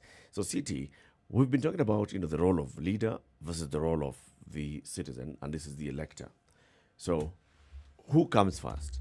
Is it the person who is choosing the leader, making the right choice in the type of person they elected as leader? Or is it the leader, no matter how they got into office, then making a decision that I've got to lead? It boils down to simply this. Who asked this one question that can be responded to by another question: where do you take the cue from? Dr. Mutua gave the example of Singapore. We always give the example of Singapore. We talk about Lee. We talk about him as though he was alone. He wasn't. He had people who supported him. He had a support structure, people who thought like him, people with whom they agreed on what they would do. Remember, many of the discussions they were having in Malaysia, not even in Singapore. So when they came to Singapore, when they implemented these things, President Kibaki had a support system. I remember he was accused of bringing back or regurgitating the old bazaars. Exactly. But that was his support system. And he himself was also considered to be very unforgiving. He was very strict. Even if it was understood you were his buddy and something went wrong, he let the course of the law take its due position. But even as you talk about changes, one has to be fair to the current presidency. Because President Kibaki didn't have to function with the full implications of the constitution as this current presidency has. President Kibaki was not in a position where you couldn't get rid of your deputy as you saw fit. There are many things that this particular presidency has to deal with. But that aside, the cue, I am saying, is taken from the leadership. When the leadership is firm and holds that position, everything follows. If the leadership isn't, irrespective of the circumstances in which they have their leadership, then everything follows. Okay, so we are at a point where our leaders, now these are our political leaders, leave alone the president, okay? The other leadership at this point, nominated senator, somebody who has vied for a parliamentary seat in office, they go at each other on social media and you wonder, all right, so what do they represent? Is this then saying that if you had elected Boniface Mwangi to a position of leadership, then he should have performed in a certain way? Or is it about we, the people, deciding, look at the character of this person? Look at how Millicent Omanga is behaving on a slight provocation. Eric. Or Boniface Mwangi. Or... Eric, in the history of this country, have you ever seen a deputy president, we don't have them, they want a deputy or vice president, taking on the president as we have seen in this particular time? And have we seen? You see, I think there's a no. There's a point that you're making, but I think the point is sort of veering away from governance and behavior. Because we are talking about how you conduct yourself as a person, character. Actually, Eric, no. Taking the cue. If the presidency is at odds for the whole country to see, and it's visible, sides are taken within the very presidency, what cue is it that we are actually... Then you have a situation where you have what we call runaway corruption. Everything that you assume could actually go bad has gone bad. And unfortunately, it has to go back to the very top leadership. That's where the cue is taken from. And then you come down and you look at whether it's governors or senators or whatever, the cue has been taken. That's the point I'm actually trying to make. For both of us, I mean, especially with you, for both of you now, Dr. Mtua, and then Ken as well. Ken, when you talk about this going through to individuals, so does it mean that if a leader is not behaving in a certain manner, does then that give you a free pass to also misbehave as an individual? Do we then spur them on and clap when we see? Because this is what we've seen. Let's just be honest, right? When we saw these slurs taking place one to the other, when we constantly see this side taking, the people who are urging and clapping them on are Kenyans. They're not Martians that have been imported from another planet. They're Kenyans, right here, also behaving in that manner. Can we then say that, yes, we know that leadership ought to behave in a certain way, but then you who carries out your own way of thinking on a daily basis, can you then blame a leader for the way in which you behave in your personal space? Can we do that? Or do we say we also have a responsibility to bear? I think and that's the most painful thing, that when these leaders were insulting each other, both in the political rallies and also in social media, there were people cheering them. And that's what pains me most. Even when some of them were talking about rape, and that if we want to rape, we also know we choose what to rape. I mean, deplorable, but people cheering. And that's where it shows you the levels of moral degradation in our country. That is not just about leadership. We've lost it. We have, Ken is talking about moral consciousness. And this is what happens the moment we begin. And the city, and a very important point, that people are watching what is happening at the top. The moment you have people, a situation where the presidency is disrespected, people can insult the president on social media and it looks okay. That politicians can exchange babs at the top and it looks okay, where we can have all manner of immorality and obscenity hurled at each other, and the media airs that. It even looks fashionable that if you are not sensational and obscene and insulting each other, it's like you're not cool, you know. So we are teaching our youth that to be cool, to be fashionable, is when you are obscene and you have a loud mouth and you don't respect leaders and you can hurt the most with insult, not with intelligence, not with the points, but you can bring your opponent down using what do I call, untoward means and shortcuts. And we have promoted that from the top. And people like City say, people are watching.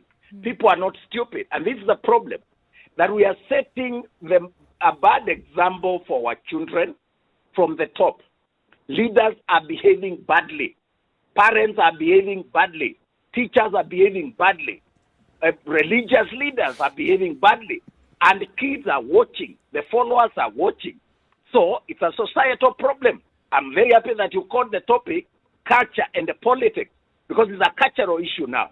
We've got to attack this problem from all dimensions. If we're going to have a solution, we can discuss it until cows come home, but until we have a very clear line between right and wrong, where the punishment and rewards are very clear, that you do this and you can never be elected. There are things as a public official, a CEO like myself, in some countries, you do them and you resign. Or you are accused of this and you resign. One, because people have raised the bar and the threshold of morality and integrity so high that we are clear what morality is. We are clear what integrity is. But in a country where from the top to the bottom, these lines are blurred. It's like we are not clear then what is the sense of right and wrong, where we disrespect our leaders and insult them and even demean the institution of the presidency. I think there is a problem. So this is my call. I am appealing to the media because that's the area where I am in. I can't be everything. Ken is doing his bit. You guys are doing your bit. And thank you for inviting us. But I'm asking, can we take responsibility from where we are? The reason why, as the CEO of Kenya Film Classification Board, I am very vocal about the kind of content the kids are consuming is because I think if every one of us did their bit, and we say, let us not air obscene content during the watershed period, and you uphold that because it is in the law. And as a CEO, I live what I preach. I preach water and drink water, not wine. And Ken does the same. Do, CT, Eric, we all do our part. Let us take personal responsibility. Let us not discuss other people. Let us reflect also and say, in Spice FM, we are not going to allow insult. We are not going to invite charlatans and politicians and glorify their insult. We are going to say someone who has been summoned by the NCIC because they uttered insult as politicians in their political rallies don't feature in your show. Deny them the oxygen. So because now that's for where you, the Ken, problem starts. so and for- let us have punishment and rewards that are very clear in our society. So Ken, for you now, are we saying that, when we look at leaders behaving in this way and the general population also seems to be going in that direction, how are we steering back? How are we steering away from this? Because I think we've accepted the fact that there's a problem. I don't think we're still at that level. So really to say something to do about it, I hear you when you talk about the programs or things like that needs to, because what you're essentially saying is that there needs to be a reconditioning of the mind, right? That's what needs to happen. In terms of behavior change, this needs to take place. How do we, how? The how.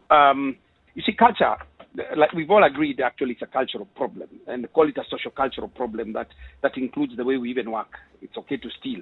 It includes the way we run our politics and even other areas of leadership in churches. Our families, by the way, our families are even coming together. All the wheels are coming off, so to speak. And so we then need a seasoned leader and leaders, because this thing cannot be done alone, who understands how you move culture. Culture can be changed. When we talk about Lee Kuan Yew, by the way, what he built was not an economy. What Lee Kuan Yew did was did a transformational culture change in Singapore, right? When you talk about the Chinese, and by the way, I use that example with caution because there was a lot of bloodshed. You remember the days of Mao Zedong? They talk about the cultural revolution. You know, they changed people's minds, right? It doesn't have to be bloody. In Singapore, it wasn't bloody. That's in Singapore. There was a professor I was speaking about. You know, when they build the high rises and they move people from villages, people would come with pigs from the village, and he wants to take it to the 30th floor, to his apartment, because he believes that his livelihood is locked in that pig, right? People were even urinating in lifts. That's how crude the culture of mold was. And so they even had to put sensors. So the minute ammonia is smelt, it goes off na unashikwa. All right? You know the chewing gum thing. You know, they even stop people from chewing gum. What am I saying? It has to be a program. And the leader in a certain point in time, and one of the things I believe, by the way, is that all leaders are in their space in a certain given time as God has ordained them. All right? So the next leader who's coming to lead us, this must be about culture change. I just want to make one point, just to deconstruct a bit of what Dr. Mutua said slightly. Kibaki did a good job. Kibaki and those old guys. In fact, I came to understand that this thinking, they even had it when they were young. In fact, this 2030 thing, Kibaki had it in his head as he was coming to become the president, which means he had a vision. But one thing that they did not do, and that was a major failing on their part, they never also worked on culture. What they did was they executed well. I mean, we saw Thika Road. We had never seen anything like that. A highway of 10 lanes. And at 16 billion, I'm sure today it would be 400 billion. Because that has become the way, the way of doing things. And so I think the time to reconstruct our moral and consciousness mainsprings is now. And if we don't do it, it doesn't matter how many highways we have, whether they are on the ground or they are in the air. It doesn't matter how many trains we construct. It doesn't matter how many ships are sailing. It will all collapse. But who takes the responsibility? Who takes leadership in this? I hear you guys saying that there's a point of leaders, but what in the absence of leadership, because we are at a position where clearly now we are questioning the kind of leadership that we have. In the absence of leadership, then what? What I'm saying, I'm at a point in my life that I'm saying that the people to actually take this is you and me who are speaking about it. Let us push it to the logical conclusion. Let's not be, many of us are scared. We are scared of stepping up. Stepping up in our profession. What, in your opinion, is the logical conclusion? The logical conclusion is that we must kick in all areas of our lives. We must kick in. And like I said, I like using the example of Moses where he's asking God, why me? It is you. Get out there. Do it. Kenjiru, get out there and do it. Yeah? Speak. Get into the space, whatever that means. We think leadership is about 1, 2, 3, 4, 5 people. It's not. And the fact that that's the way we think, they then take advantage of us so that we continue recycling the same guys. Do they take advantage or do we allow them to take advantage of us? First of all, they do take advantage of us because there's a level of trust, our leaders. But we also allow them to take advantage of us. It's a sweet and sour type of mixture. But it is all based on the level of consciousness. And I'm talking about consciousness of I, the leader. By the way, one of the things I want to point out is that if you think about the history of the vote globally, as late as the early 60s, do you know women did not even have the vote in the UK, right? There was a time the vote was used to belong to the landed elite and the royals. I mean, what I'm saying is that there was a consistent unleashing of the power of the vote in society. But what have we done? We've thrown it at ourselves. Everybody has a vote. Even the village idiot who drinks every day, is good for nothing, is being told to judge Mutua. But having said that, I am not saying that we take back the vote, but I'm saying that we must now work on the consciousness of our people so that then the majority of the people are voting in the right manner, not voting for somebody kwa sababu mtu ni wa kabila yetu, Kikuyus, Luos, Kambas. We are creating now we want to create positions where we put tribal warlords. Something is wrong. And we know it is wrong, Eric. We know it is wrong, CK. The question is, why are you and I holding back? That is what we call cowardice. Why? Moral cowardice. This has been a question that I've asked. I think my colleagues sometimes get a little irritated because I keep saying this. Why is it that we hold back? Why is it that we say, okay, are we comfortable? Too comfortable maybe? Or too afraid? Or we lack the courage to be able to stand up and say that actually this is wrong? Prudence. What is the problem? Because it can't be for over such a in long there? period of Can I chip in there, time Eric? that we keep saying there's a problem.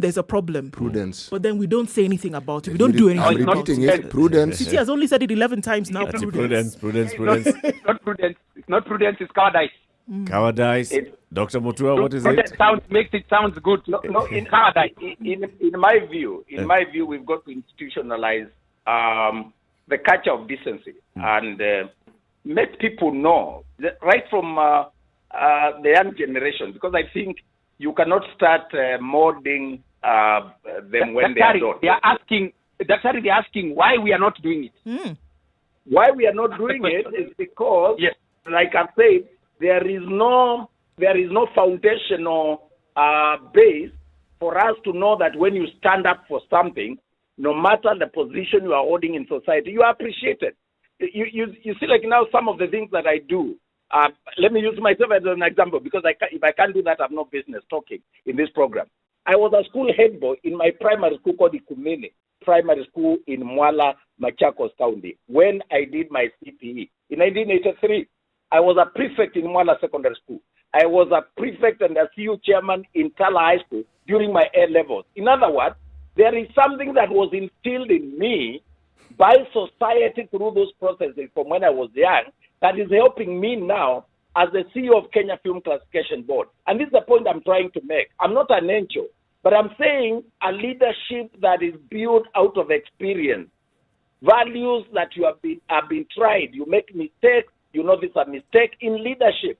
You can't just start doing those things at the top. It is something that we need to institutionalize throughout our school system, throughout our religious, programs, through our corporate businesses and programs, and ensure that we have these things inculcated. That's why, like now, what we are doing at KFCB in the Kenya National Drama and Film Festival, we have signed a partnership with the Ministry of Education to say, for example, we want to identify and nurture talent from the ECD all the way to university, but we want to do it in a way that we also promote moral responsibility among the youth as we identify and nurture talent. So that talent is not for talent's sake. Art is not for art's sake. If you are singing a song, be patriotic and understand the power of art to change society, to inspire, to promote positive social values. And we are saying as we do this, I appreciate it more as a CEO. This program, I believe in it. It's not something being, pushed down my throat and my colleagues. I have also identified among KFCB, we have great managers and young people who are so passionate about the same value. So that is not just Mutua alone. Actually, most of the films that you see me banning, it's a report I'm given by young people who believe that our society cannot acknowledge and promote certain things. One, because they are unlawful and they are not in line with our culture. And I look at that example. It may not be a big thing to celebrate in the way the society celebrates things. But I'm saying from where I sit as a CEO, if I cannot get it right, why do I expect the minister to get it right? Why am I pushing that responsibility to the minister, to the president? Why don't I do it? I'm the CEO of KFCB. And I'm trying to say, guys and colleagues, and galvanizing support from my colleagues, but also building partnerships. We are identifying now brand ambassadors who can talk about music and art and influence other people. We are building partnerships and we are building a movement on morality and hygiene in art and music and film that is going to change the country. And what I'm saying is, guys, let's not give up on our country. What we are doing as Spice FM, what Ken Ijiru is doing with Ungwana is contributing. Let us not also lament like there's no hope. The bad guys on the internet, the politicians who are insulting, they are few. It's only that we give them too much attention. why don't we also focus on the good things that are going on in our society? Right. Glorify good over evil. Talk about the good guys like what you guys are doing. As seasoned journalists, I have a lot of respect for you. But I want to ask you, do it deliberately. Don't call Ken Jiro today and Ezekiel Mutua, then tomorrow you call another socialite. Be intentional. Be deliberate. What do you want to achieve with Spice FM? It's not just about the rating. You should be committed to changing the society by saying Spice FM is known for this. Let me tell you, as a CEO, I will advertise with Spice FM if I'm assured that that station, that program, uphold the values. I'm not saying I'll deny you advertising. You invite certain people, but there must be a commitment for me to feel this is a place where these programs are safe for my children, so that's my responsibility, and that we are committed and we share the values. A country is about shared values, shared culture, shared faith, and commitment to values that make us one people. It's not just a geographical. Thank you, Dr. Mutua.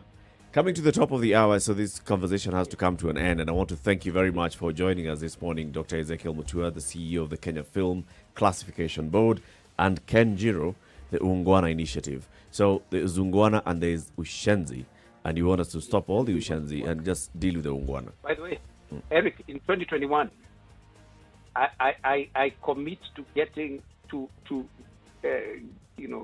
getting as many Kenyans to just step in the gap. It's about actually stepping in the gap. And it's very clear even in our good books. We must, wherever you are, just step in the gap. And this nation shall change. As a lawyer, as a teacher, as a doctor, as a farmer, as a driver, whatever it is. And this nation shall change. So if we become Wangwana, and for me stepping in the gap is becoming a Mungwana as opposed to a Mushenzi, this nation shall change. In God's name. Thank you very much, gentlemen, and have a good day. Thank you very much. Keep it right here. The conversation continues. What is it that we need to do? Look at our culture, look at our politics. What comes first? How do we fix one or the other? Good morning. It's now 9 o'clock.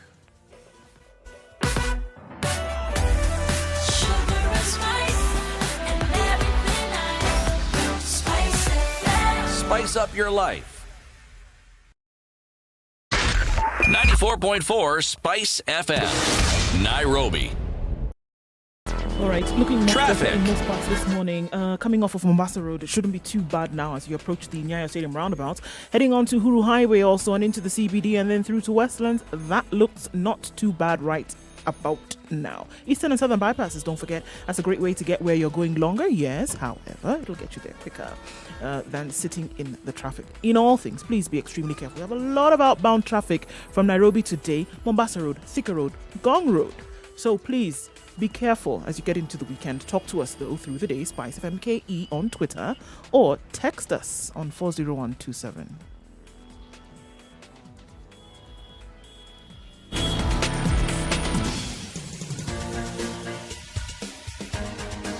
This is The Situation Room, the home of hard-hitting political commentary and penetrating insights about the state of the nation. This is a talk radio experience like no other. The Situation Room, a place for hard truths, debates, and elevated conversations. The Situation Room, witty, political, engaging, deep, controversial. In the room, we have C.T. Muga, researcher, academic, seasoned political observer, a fountain of wisdom in these politically uncertain times. Ndu Oko, Nigerian by birth, Kenyan by choice, communications expert, Pan-Africanist, a truth seeker and believer in people power, and Eric Latif, agent provocateur, the man in the chair, seasoned journalist, news hound, a man who believes in punching up, not down.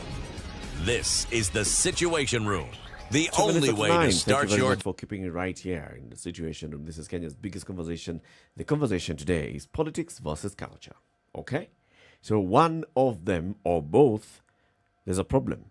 So which one do we fix first? And how do we identify which one to fix first? Okay, so some of the comments that are coming in on social media this morning. Okay, Elliot says more than 1,000,000% we are to blame for not standing up to tyranny, lies and bad leadership. So we have to contribute to this. The whole nation needs to be listening to this morning and even more. Okay, other comments that are coming in.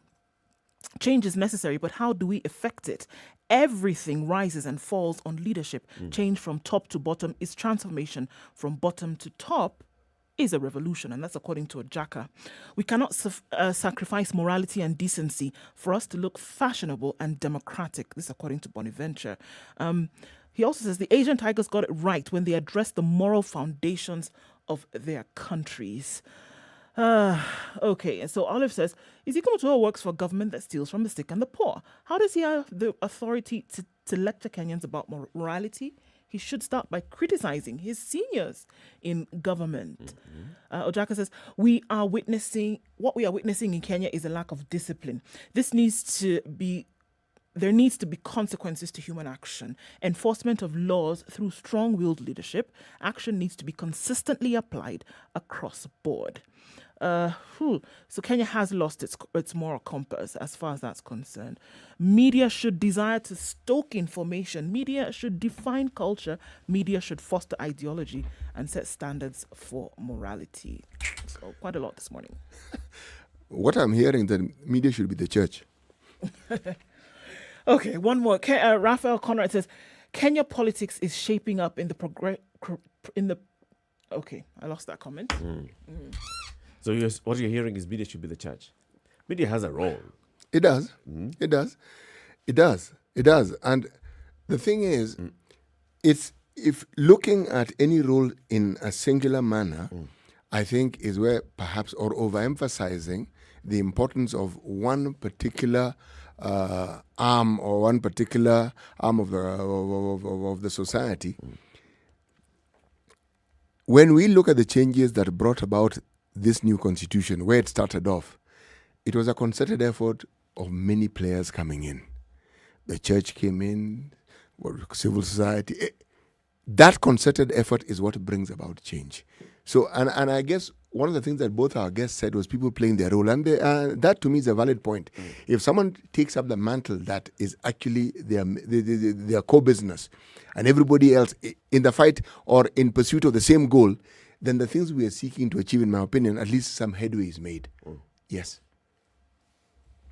So if everybody were to take up their role, then of course we'd see change. We'd see movement somewhere. Yes. But it's everybody just deciding I've got to start by being Muungwana and not Mshenzi. And then whatever position you hold, whether you're in leadership, whether you're not in leadership, but you have some sort of influence in the community, then your Ungwana will reflect in the community. Your Ungwana will basically pick it up. Dr. Ezekiel Mutua kept talking about, how do we amplify then those that are doing good, those that appear to be living by those morals, right? We only seem to recognize them just once. We say, okay, so this is Teacher Tabichi and this is what he does, or this is so and so and this is what he does, and we move on. And then the rest of the time we go back to falling to the same characters who yesterday they were insulting each other. Today they are talking about something else in the society. Tomorrow they'll have a different conversation. How do we balance that and maintain the conversation about what is right and saying this is our stand? Can I be simplistic about this? Huh? When you live in neighborhoods, and we all grew up in neighborhoods, one of the things that one saw were there were certain children that parents banned you from playing with. Yep. And one of the reasons why they were banned is because they were considered to have bad manners, just generally speaking. And where did they get these manners from? It is the way in which they were socialized from. Brought up even. I'm being polite here. Not saying. Oh, sorry. Oh, we're not calling it a spade. Okay. Yes, I'm calling it a big spoon. Okay. All right? Okay. So, again, we grow up with that mindset, and it sets the boundaries for us in the way we behave, the people we associate with. And then if one is inclined towards religion, then that moral position is even strengthened further because the do's and don'ts now become even clearer. Yeah. So again, it determines your association. Now, are we saying then that these things that were instilled at a very early age have been eroded? Or have they been where they were, but they've been overtaken by new rules that we feel or we think or we believe are the sort of rules that get you to where you want to go? Because if something is good and it seems to have been replaced by something else, then at some point we began to believe that this new something else is better and it gets you to where you want to go. Why am I saying this? When consequences do not seem to follow what we consider to be good or bad, or the consequences that follow lean on the side of bad, like in our instance. For instance, we talk about corruption. The punishment for it doesn't seem to be glaring, neither does it seem to be punitive. And so you ask, so it means one can get away with it. So the culture of pursuing what you consider to be reprehensible seems to be greater because you understand I am likely to get away with it. And why am I bringing up this point? Again, I'm back at the cue that people follow. What do you think is the consequence of a situation where it is seen as the top leadership of the country ignore court rulings? As an example, what do you think are the consequences of that? What should be the consequences, or what are the actual consequences that we see? There don't seem to be any. Oh, there are consequences. And the consequences are what you see. Anybody else feels that you can actually subvert the law and get away with it, or you can ignore it. That's what I'm saying. The law is a suggestion. Precisely. Eric put it very well. It's a suggestion. So, and everyone seems to think these utterances. Remember, we had this issue of hate speech, and there was a time when it was clamped upon. Yeah. Broadly speaking, bad behavior is covered very well in this chapter 6 we keep talking about. And yet, people are conducting themselves in the worst way possible, and it is not lessening. It is continuing. So, where do you think the cue is taken from? This is what I'm getting at. I'm getting at bad behavior is proliferated when you feel and understand you can get away with it. And where do you get the cue from? From the leaders? Yes, exactly. So, it doesn't excuse you for behaving badly. Where does the leader get the cue from? The leader gets the cue from the goals that they purpose to achieve. Yes. Also, for not getting the consequences of for their actions. Yes. You see, if a leader, and this is a leader who knows that they derive their power from the people who've put them in office. If they come back to the people and they feel, well, I behaved badly and you still welcomed me home, then I'll continue doing that. It's the same way you're saying that's true on a child.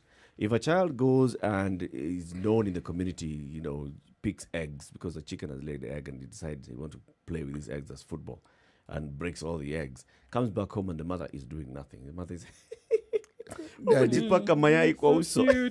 at you. That boy will continue doing that.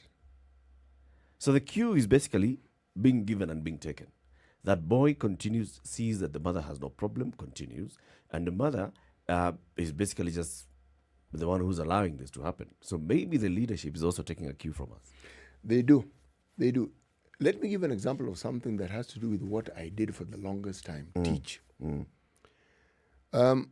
When there was a ruling for it, there was actually a law and a dictate from the government that punishment of students would not include caning.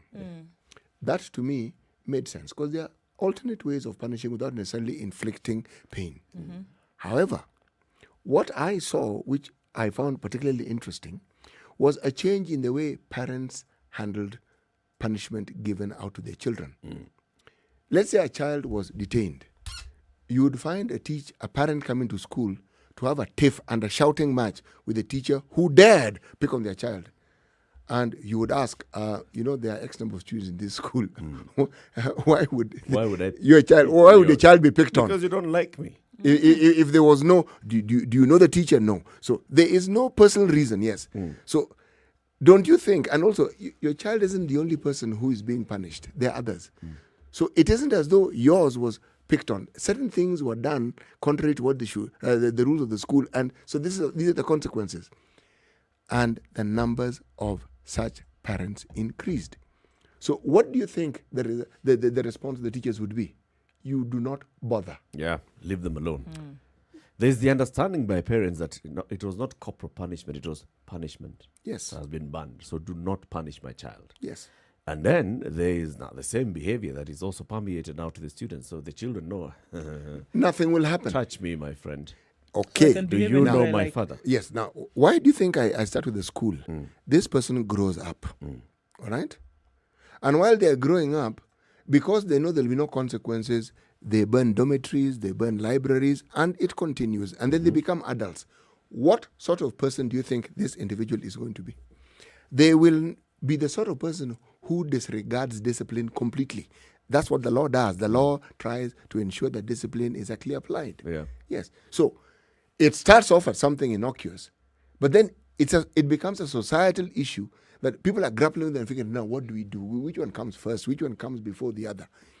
And the contribution to it started as something innocuous. And the parent may even think they mean well. As opposed to an earlier time when you dreaded being reported to your parents by a teacher. You preferred to be punished by the teacher. You preferred. It was better. Because if your parents came in, you are dead. Let's bring in our guests for this hour. And we have two guests again, two gentlemen. One of them is Clay Muganda. He's been a guest on the show before. He's a writer. He's an editor with The Standard. And we have Hesbon Owila. He's a political communications and media expert. Good morning, Hesbon and Clay. Good morning. Welcome to the Situation Room. Today we're having a conversation about politics and culture. We've had a conversation from the morning. We had artists who came in and they were talking about, they are giving their perspective. And Muthoni Drama Queen and Dan Aseda were saying, look, it is about the kind of leaders that we have. It's about the system, and now the system is rewarding leaders and sort of seeming to disenfranchise the voter. We then had Dr. Ezekiel Mutua and Kenjiro, and they're saying, look, it's about us, the people, and the moral fabric and the values that we have as a people. So what is it that you would say is leading us to where we are? Background of this, the kind of behavior that we see from our leaders, the kind of behavior that we see publicly from our political leaders, and the consequences that they take out of that. I'll start with you, Clay. Good morning once more. Morning. Yeah. I think the problem starts with us. And because these leaders are not from space, these guys grew up amongst us. And I think it's just a societal problem. And when I say it starts with us, it's in two ways. It starts with us because it's a societal problem. These guys grew up amongst us, and this is the kind of behavior that they carry forward to any position of power that they assume. And how do they get to these positions of power? Because actually we elect them. We vote for them and cheer them on. Because like those two instances of Aisha Jumwa and Wafula. Sifuna. I think it's called Sifuna, yeah. There were people cheering them on. Nobody actually castigated them, or nobody booed. People were very happy because of the such utterances. So it's two mistakes. We make the mistake of electing these people even after knowing that actually this is what they're capable of. So we give them this platform as voters, give them that platform to perpetuate this bad behavior, which is among the society. I mean, like, which is what how we grew up.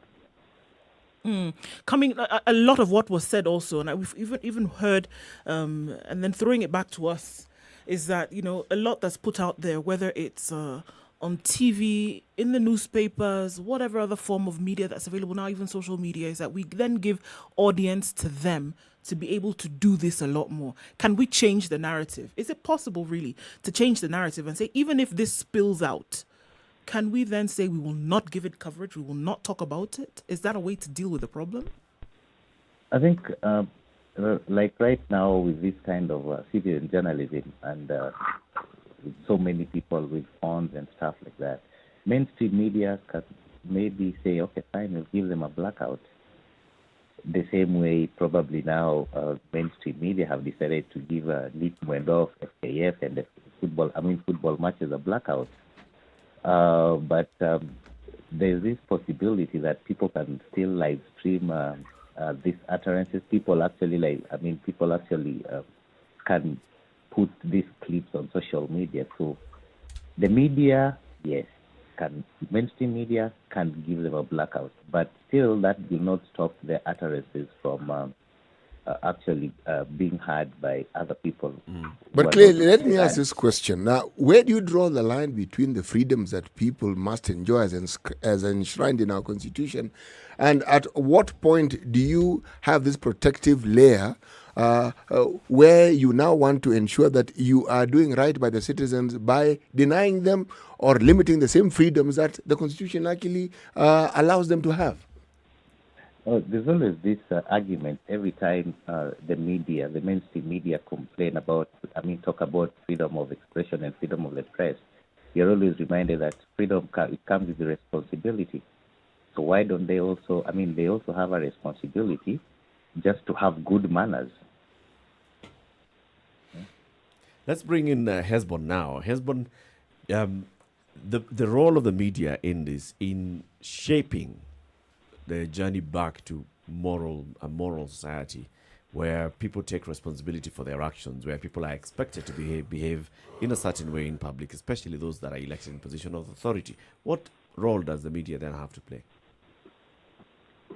I think the media has a very critical role, and in a democracy, I think the democracy is as functional as this dynamic nature of the media that you have in this society. And I think to a large extent, where we have reached, we live in a society that is fairly mediatized. That a lot of things that we get from, the politicians, all the other newsmakers, is coming to us through the media. Advertising is, almost every aspect of our life is mediatized. You're getting information through mediated communication. And increasingly, I think the media, especially television and its variants, has become extremely dominant as a storyteller. So the bulk of the political stories that you're going to get, the basis upon which you're going to evaluate the political class, is essentially in the stories that the media is going to tell us. And it is incumbent upon the media, to churn the way forward. Despite the fact that Claire has talked about, if the media gives a blackout, the social media and other digital platforms will still give us these stories. But I think there's a sense in which, in the world that we live in today, there's still a lot of credibility in the legacy media. People see things on social media, but still go back to the legacy media for that, aspect of credibility and to just corroborate what they see on social media. And therefore, that means that in trying to enculture people into a situation where we are conversing around political issues on the basis of issues and not what we saw in Msambweni, I think the media needs to come back to the basics, whether independent, public, private, whatever it is. I think it's important that we look at what scholars called, a mediatized society, where the logic upon which the media covers the powerful and mighty in the society is driven by the media and public interest, and not necessarily by political discourse. So if politicians, for instance, want to interpret stuff in a way that misleads the society, if politicians want to campaign in Msambweni on the basis of personal attack, I think the media has a responsibility not to focus on that and to bring us back to the media logic. What scholars say is that element of the media that responds to the societal issues, and the main reason why people in the society attach some sort of credibility in the media. There is some sort of trust we have in the media, that if the media is reporting it, then it is important to us and we need to pay attention to it. So and for me, I think it's just a question of the media going back to that, just focusing on issues that we need to pay attention to. And by and large, it will force politicians to start paying attention to the media logic and essentially the public interest element. So there is a responsibility here then that media has to push that. So do you see that in the past it has been that the media has fed into what society wants to hear, or that society has fed into what the media has put out? I think it's kind of both. Yeah, it's a question of the society is a lot more interested in the politics that we see today, the politics of personalities, the politics of insults, the politics of politicians who, instead of telling us what they are doing with respect to the manifesto that gave them the power, they're essentially changing the narrative to tell us other things. The politics of Wilbaronomics, the politics of succession and all that. You see, that is what the public wants to hear. And what happens is that in that kind of a conversation, we'll be operating on a political logic, where it is politicians who decide what becomes news, what the media discusses, and who the media gives the opportunity to articulate issues, to illuminate issues along their logic. But it's not always that the political logic is in line with the public interest. And again, it's not like the media needs to give the public what the public needs. Actually,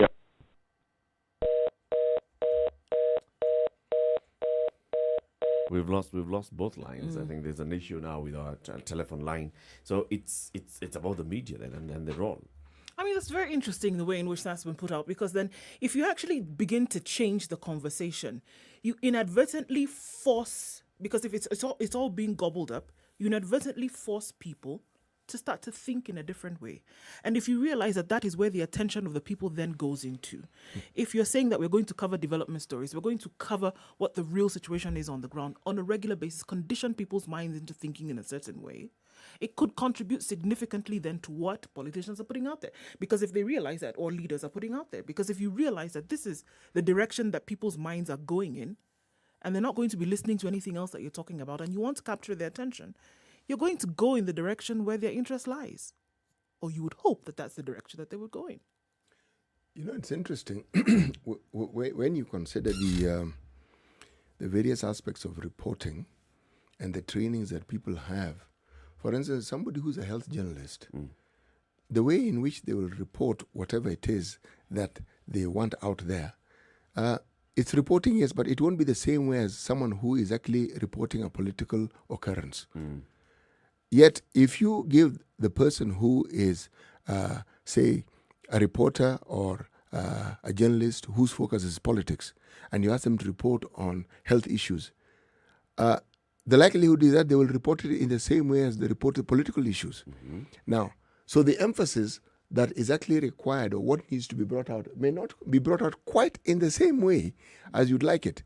We've complained on many occasions about some of the headlines we see, and we ask, no, this headline, surely.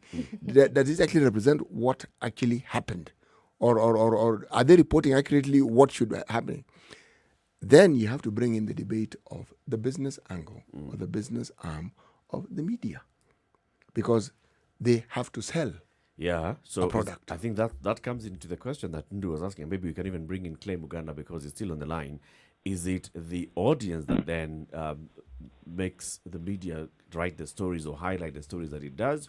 Or does the media have a role of determining what the agenda is going to be and setting the agenda, Clay? I got at some point there I was disconnected, so I didn't quite hear what Highborn said that during the last whatever of his contribution. But before I answer that, I think I'll go back to what he said about scholarly discourse or the debate where the media is supposed to probably bring some sanity in the political discourse or the discourse between the politicians and the people. I think it becomes a bit of a problem because Kenyans like a lot of political noise. Kenyans rarely do we listen to logic. There are very few Kenyans probably when it comes to politics who apply logic. People, when a politician speaks, like right now a politician can come and start telling you that actually the way forward now is that we need to build grass-thatched houses. That is the way of the future. And you will be very surprised that actually there are scholars or intellectuals in Kenya who will give you all sorts of theories to support that, just because to make that politics exciting. So we like a lot of political noise in Kenya that sometimes that scholarly discourse is not listened to. You cannot convince people and tell them like, no, this is not the way to go. We need to go this way. But since their favorite politician has said it, and scholars actually supported it, they will go with it. But Clay, there are those that argue that we are where we are because the media led the people there. So constantly feeding the people politics and the political rhetoric that people have now gotten used to it, that they're like, if you're not giving me political rhetoric, and that's what I grew up knowing this to be the news, so where is the news today? But the media does not operate in a vacuum. We actually have to operate within a society. It's like, this is the society we live in. I always hear people complain all the time, The media does not cover this. The media does not cover agriculture. The media, we have a whole agriculture. We have a whole TV station that actually just deals with agriculture. How many people watch it? Yes, Farmers TV. How many people watch it? They will always complain. Sometimes we see stories in the international media about some innovation in Kenya. The Kenyan people always complain, I only learn about these things from foreign media. Then when you check the local media, you find that the local media covered this thing probably 2 or 3 years ago and covered it extensively. So it's not about that the media does not give the people what they want. The people choose actually what they want to read, because a newspaper or a magazine or even your show, it's like a magazine. It has different segments, but people choose what they want to listen to. And because Kenyans like political noise, Kenyans will always go for the politics bit of it. So they consume it. Let's take a break at this point. 28 minutes after 9, we are having a conversation with Clay Muganda, writer and editor at The Standard, and political communication and media expert Hesbon Owila. This conversation continues right after this break, and we'll ask you also to post your comments on our social media, and we'll be sampling some of them. Good morning. Spice FM. It's getting hot in here. Oh, everybody steals. It's better a thief who brings something small back. And I say to myself, there's no better thief. A thief is a thief, period. All those bribes, how much they're getting per year, how much inconvenience they're causing. As much as you call it a small case, it's worth it to be convicted. The truth is, we are a tribal nation. Because if we were not tribal, and I want to go back to this, you cannot continue walking around with a mug which is clean outside and it's rotten inside. We have become a Fuliza country. We have mortgaged our country because of debt. You've got one chef working and the assistant chef wakati anatakana koroge unga nini hayuko. This is the Situation Room, the only way to start your day.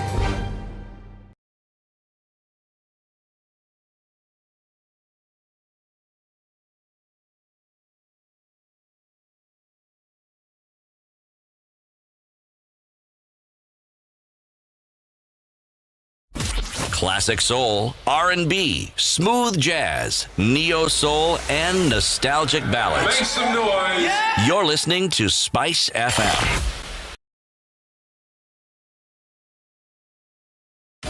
24/7 around the world, non-stop. This is Spice FM. In the face of COVID-19, life has been adversely affected, with nearly all schools in Kenya lacking basic hand-washing facilities, affecting more than 19 million children. Together with Davis and Shatliff and True Black, we, the Standard Group, have partnered to collectively unite other corporates and individuals to join the initiative towards setting up basic sanitation facilities around the country. For more information, send an SMS to the short code 40616 or email standwithkenya@standardmedia.co.ke. Time to come together for tomorrow. It's our future. A partnership by Davis and Shatliff and True Black and the Standard Group. Hii krisi tukiwapea mtawezana. Star Times brings you the FKF Premier League. Hii ligi ni yetu, tuende nayo. You can also enjoy the Europa League, La Liga and FA Cup. To enjoy, simply get a satellite dish for only 2,699 shillings and aerial decoder for only 1,499 shillings and watch the FKF Premier League live and in HD exclusively on BTV channel 172 and 463. Recharge for 2 months and get upgraded for 2 months or call 0719 077 000. Classic soul, R&B, smooth jazz, neo soul, and Sunny nostalgia. conditions in Nairobi at 19. We'll see highs of 25 today. The high will be 26 in Nakuru, partly sunny through the day. 19 at the moment, coming down to lows of 14. 12 will be the low in Nyeri, mostly sunny at 18, going to highs of 23. We're also looking at sunny conditions in Eldoret at 16, highs of 24 and lows of 12, mostly cloudy in Kisumu this morning at 23. High chance of rain, going to highs of 27 and lows of 20. Looking at mostly cloudy conditions in Kakamega at 23, highs of 27 and lows of 15. It continues to rain in Mombasa this morning, 26 at the moment, going to highs of 31 and lows of 25. It's mostly cloudy in Malindi at 23, with highs of 27 and lows of 17. Looking at perhaps rain through half the day. Rain showers in Kampala continue at 21, highs of 26 and lows of 18. It also continues to rain in Dar es Salaam at 27, highs of 31 and lows of 26. Mostly sunny conditions in Joburg now. The rain seems to have subsided for now. Highs of 21 and lows of 15, with a chance of rain later on in the day. Partly cloudy in Lagos at 25. Looks like rain might come in later. Highs of 32 and lows of 25. Mostly sunny conditions in Kinshasa at the moment. 23, highs of 31 and coming back down to lows of 23. It is now a little bit warmer in Beijing at 0. We'll see that just not going higher than that, going down to lows of -9. 6 degrees in Paris are mostly cloudy, going to highs of 10 and lows of 6. And in London, a little bit warmer today at 12 degrees, highs of 13 and lows of 12. And into Friday morning in New York, it's -2. The high will be -1 and lows of -6.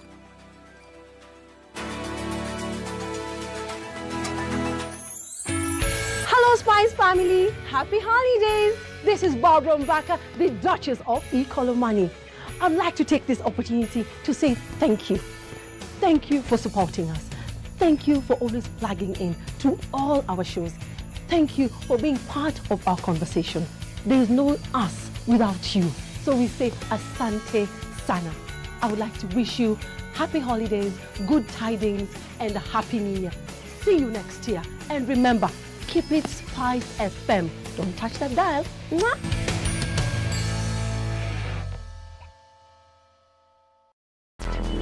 Traffic. All right, coming off Mombasa, it looks much better now. Shouldn't have too many problems getting into the CBD. It seems to have dissipated now in most parts of the city.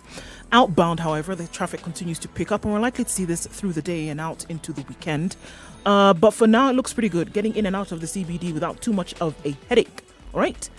If it does get a bit crazy, do let us know. Spice FMKE on Twitter. The Eastern and Southern bypass is open and up for use without too much of an issue. Red Hill bypass also coming out of Westlands looks good, but you may not need it because the traffic is outbound today coming out of Westlands. Text us also on 40127. Are you ready? Okay. Spice FM. Mature, intelligent talk every morning. Spice up yourself.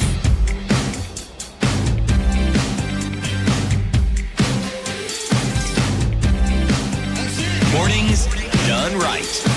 94.4 Spice FM, The moral Nairobi. question today, and this is what we've been asking ourselves the entire day: politics versus culture. Joining us this hour is Clay Muganda, writer and editor with The Standard, and Hesbon Owila, who is a political and media expert. Now, in the room is Eric Latif and Nduoko and CT Muga. Back to the questions. I mean, the question that comes to my mind as I'm listening to all this: how exactly do you maintain that high moral ground and yet turn a profit? How do you do it? Clay. No, I think that is also it's more or less like it's that chicken egg question, because you need to have good content for people to consume, for you to make a profit. But at the same time, you need money to have this good content.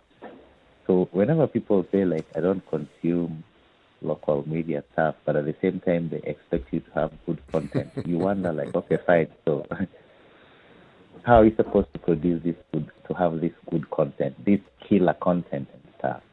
And also another thing people don't realize is that the media, as it is, it's a business also. And it always breaks my heart when I hear somebody who is a content creator out there saying that, oh, Kenyan media is only interested in what will make them money. This is somebody actually who sells content to make money and is blaming it. What they don't realize is that they're just a smaller version of the media house, because we sell content. That's what we do. So I think it's all about, it still boils down to our consumers, and we need to accept, we have to admit that actually this is a business, and there are times when it can falter, and in as much as we try to get good content, we can only make money from this good content if actually people are willing to consume it. Because like for newspapers, it used to work for where you have high circulation figures, you sell that to advertisers, it will attract advertisers. But how do you get this, first of all, high circulation figures? And it used to become a problem even for startups, magazines that are just starting out, because they tell you, no, you don't have enough circulation figures, you cannot advertise in your paper or in your publication. But how do you gain these high circulation figures? Because you need to have more money, probably even for the distribution and for getting killer content and stuff. So it becomes very tricky, and I think the people who get hurt most are the media. Hesbon, I want to ask this question. There's always been talk about how influential the media is. That's in the broad sense of the word. Is the media really that influential? I mean, media effect is a conversation that is indeterminate, because the media is only as influential to someone if that person consumes that media. But I would say that as a source of political information, I think the media is fairly influential. It might not have absolute influence because there are other things that come into the play. The reach of the media, individuals' participation in the politics and the understanding of the political situations, professionalism, partisanism, and of course in multi-ethnic society, the issues of ethnic identification and politics of belonging come into play. But to say that the media is not influential would be to miss the point, because the media sets the agenda, and politicians, to a large extent, use the media to frame conversations. And sometimes the media plays a bigger role by priming certain issues, and the society gets this sense that these are the most important issues in the society, and therefore these are the things that we need to pay attention to as we evaluate the political class. But simply put, when we are giving politicians power, we're essentially giving them power to allocate and distribute resources in the society. Now, the same politicians cannot come back to us and tell us that this is how I distributed resources in the society, this is how equitable it was, this is how fair it is, this is how we are developing because of how I allocated and distributed power. Now, that function comes back to the media, that it is now the media that is supposed to be telling us that you gave this member of parliament in this constituency the power for 5 years.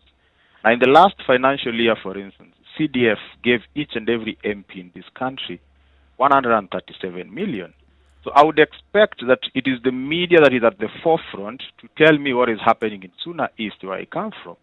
What are some of these developmental aspects, of the national government which are funded by CDF to bridge that gap that my MP has managed to achieve with this 137 million? Because my MP, that trust is not in what my MP tells me. I just need to know that I gave him the power to distribute and allocate resources. He went to parliament, did his thing, he comes back with this money. But the media is supposed to be giving us a true reflection, because I have that trust in the media. And if the media does that, then it becomes a lot more powerful. And therefore we get to a situation where we mitigate the power of the media by either believing in what the media is telling us, depending on the credibility and integrity of the media, or believing more in the politicians. But the situation that we have today is the people we've given the power to allocate and distribute resources are the ones who are leading the conversations on how they've allocated and distributed those resources. And that basically tells you that there's a way in which the media is more interested in giving us what we want and not necessarily what we need. Because we need to know who did we give power. And in the next election, do they deserve to be given more power, or should we take it away? And the basis should be, how did they allocate and distribute resources? How did they represent us? What kind of laws did they make? It sounds idealistic, but I think if we keep this conversation of the media is looking for money, the media is struggling, and the media is still doing the same thing of giving the audience what the audience wants, then we may want to ask ourselves, is it about time? But start focusing on not necessarily what the audience wants, but what the audience needs. Hesbon, as we continue giving the audience the information that they want, then that's where a discerning audience should be able to look at what they need. So, for instance, if we are telling you the story of this is what this particular leader is doing, this is what they have said, this is what they are up to today on a daily basis, then you should be able to tell, is this the reason why I voted for them? or is it for a different reason? And I think we've just lost Hezbollah again in this particular one. Claire, you can come into with that conversation. The want versus the need. I think I love scholars, and I have a lot of respect for anybody, for intellectuals and all that. They can actually tell me now that I'm sitting on air, and I'll believe it. Hezbollah is being very scholarly about this thing, about that the media needs to tell the people down there that, oh, you know, this is the amount of money that your MP was allocated, and this is how. No, Kenyans have to push their MPs, their elected leaders, to tell them the truth. Kenyans, the voters themselves. Actually, we always, as Kenyan voters, we think that our duty ends with the voting. After that, we don't have to try to ask these guys questions. Do we have any town hall meetings with our MPs? I mean, the situation in Kenya, or the way it is being explained, everybody is explaining, is totally the opposite of a place like the US, where the people think that the media is not telling them the truth, that it is the politicians who are telling them the truth. But here it is a case where, I mean, in the US, you find a situation where they have these meetings with their leaders. I mean, and what the leaders say is what they're going to believe in, not what the media will report. But here is a case where it is the media which is being told, like, okay, fine, you go to any constituency and tell the people there that actually this is what your MP built with the money for CDF and all that. It is the people on the ground actually who is supposed to force their leaders, like, we need a meeting. Tell us what you've done with our money. Tell us how this project you're building here is going to help us. And this is exactly what happens in other countries, where even if it comes to voting in parliament, the leader actually says, no, I cannot vote for this bill because it's going to hurt my people.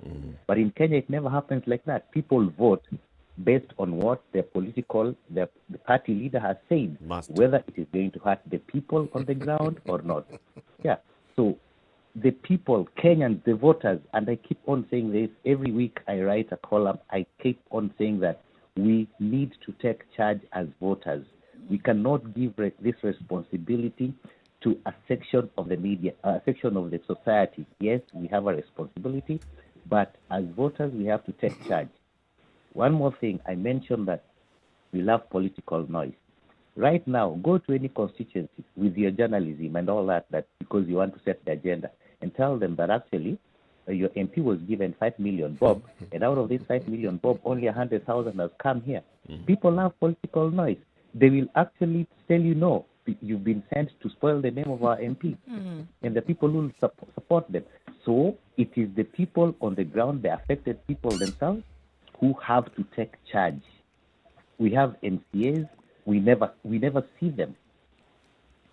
But when we hear that they're voting for something, they're supporting Sonko, they're not supporting Sonko, we make noise because we watch them on TV for half an hour. I mean, there's this thing we do whenever somebody is appointed to a political office. It's somebody, they call it public vetting, that is done on TV. And people are very happy, they watch it and all that, and say, like yesterday, the people who had decided that, who had already said that, and this one, Sonko will go through this. Sonko will, and I'm wondering, like, this is too much political noise. So, let's back to the public vetting. Vetting people in public is totally different from public vetting. What we do in Kenya is that we vet them in public. We vet them on national TV, live. And that's it. And then we call that public vetting. I mean, we call that vetted by the public. No. It is a section of people who have different interests, and they will pass them. But we need to take them. We need to take these people to task.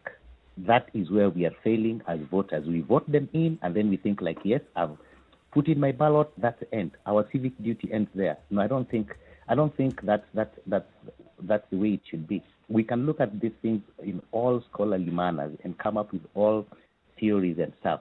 But on the ground, as they say, things are different. But if I may just chime in, yeah? Yes, Esbon. You know, I agree with Clay. I mean, this is a societal issue, and we all play a part, and citizenship is very important. That the citizens have to be a lot more proactive and participate in all these things.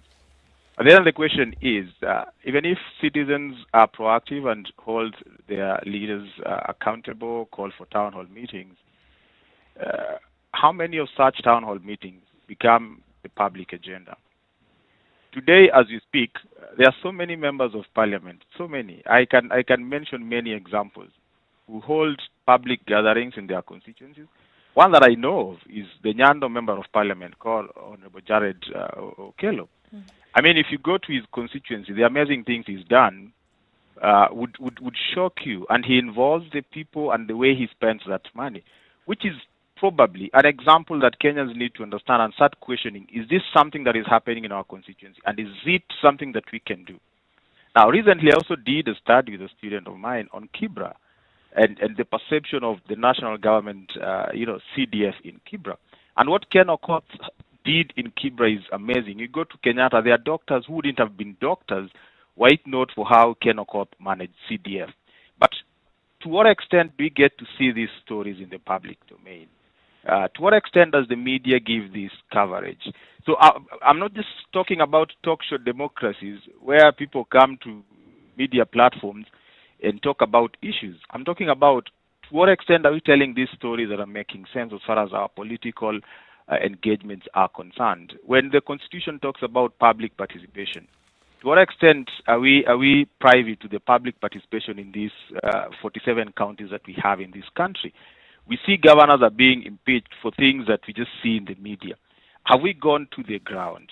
And I don't imagine a situation where everyone would be sitting in that, Athenian kind of democracy under a tree and hold political leaders accountable, and it will be known all over. I depend on the media, to help us understand that it can be done. It is happening in Laikipia. It is happening in Kibra constituency. It is happening in Nyando.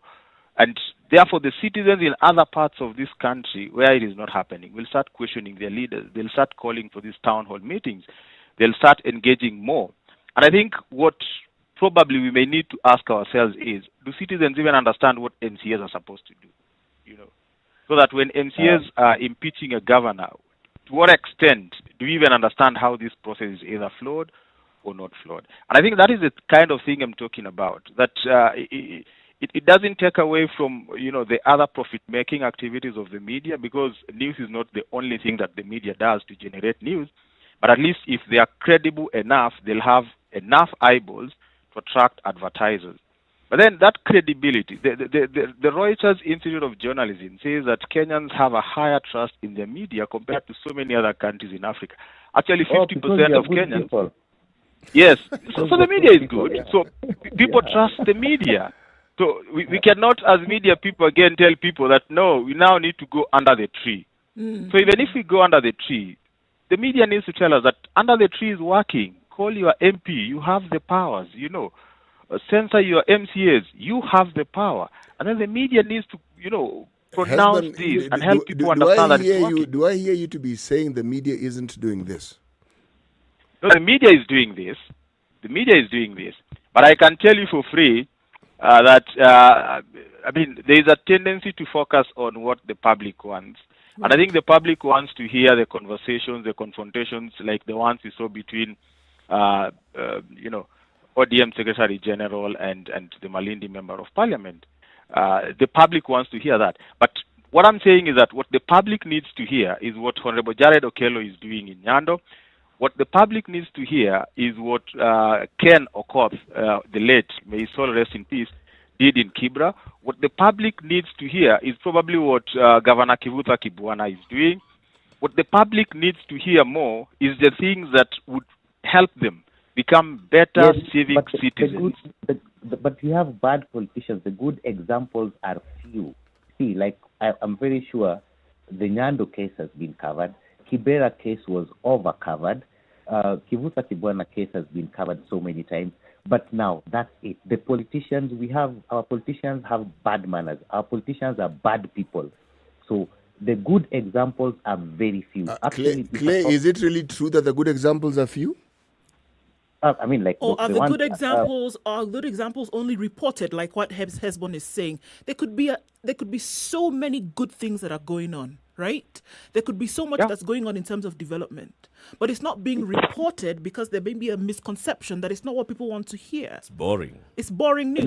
But there could be ways we have creative reporters, creative journalism, in ways making it interesting to hear that this is what actually is going on, and then you change the mindset that way. Is that not possible? The thing is, people have to be ready to learn. People have to be ready to learn. You can do as many stories about the Nyando MP and Kibra and all that, but if the people in that area, they'll see, okay, that is happening in Nyando, why can't our MP do it? So who is supposed to force the MP to do it? It is the people themselves, the people of that area where it is not happening.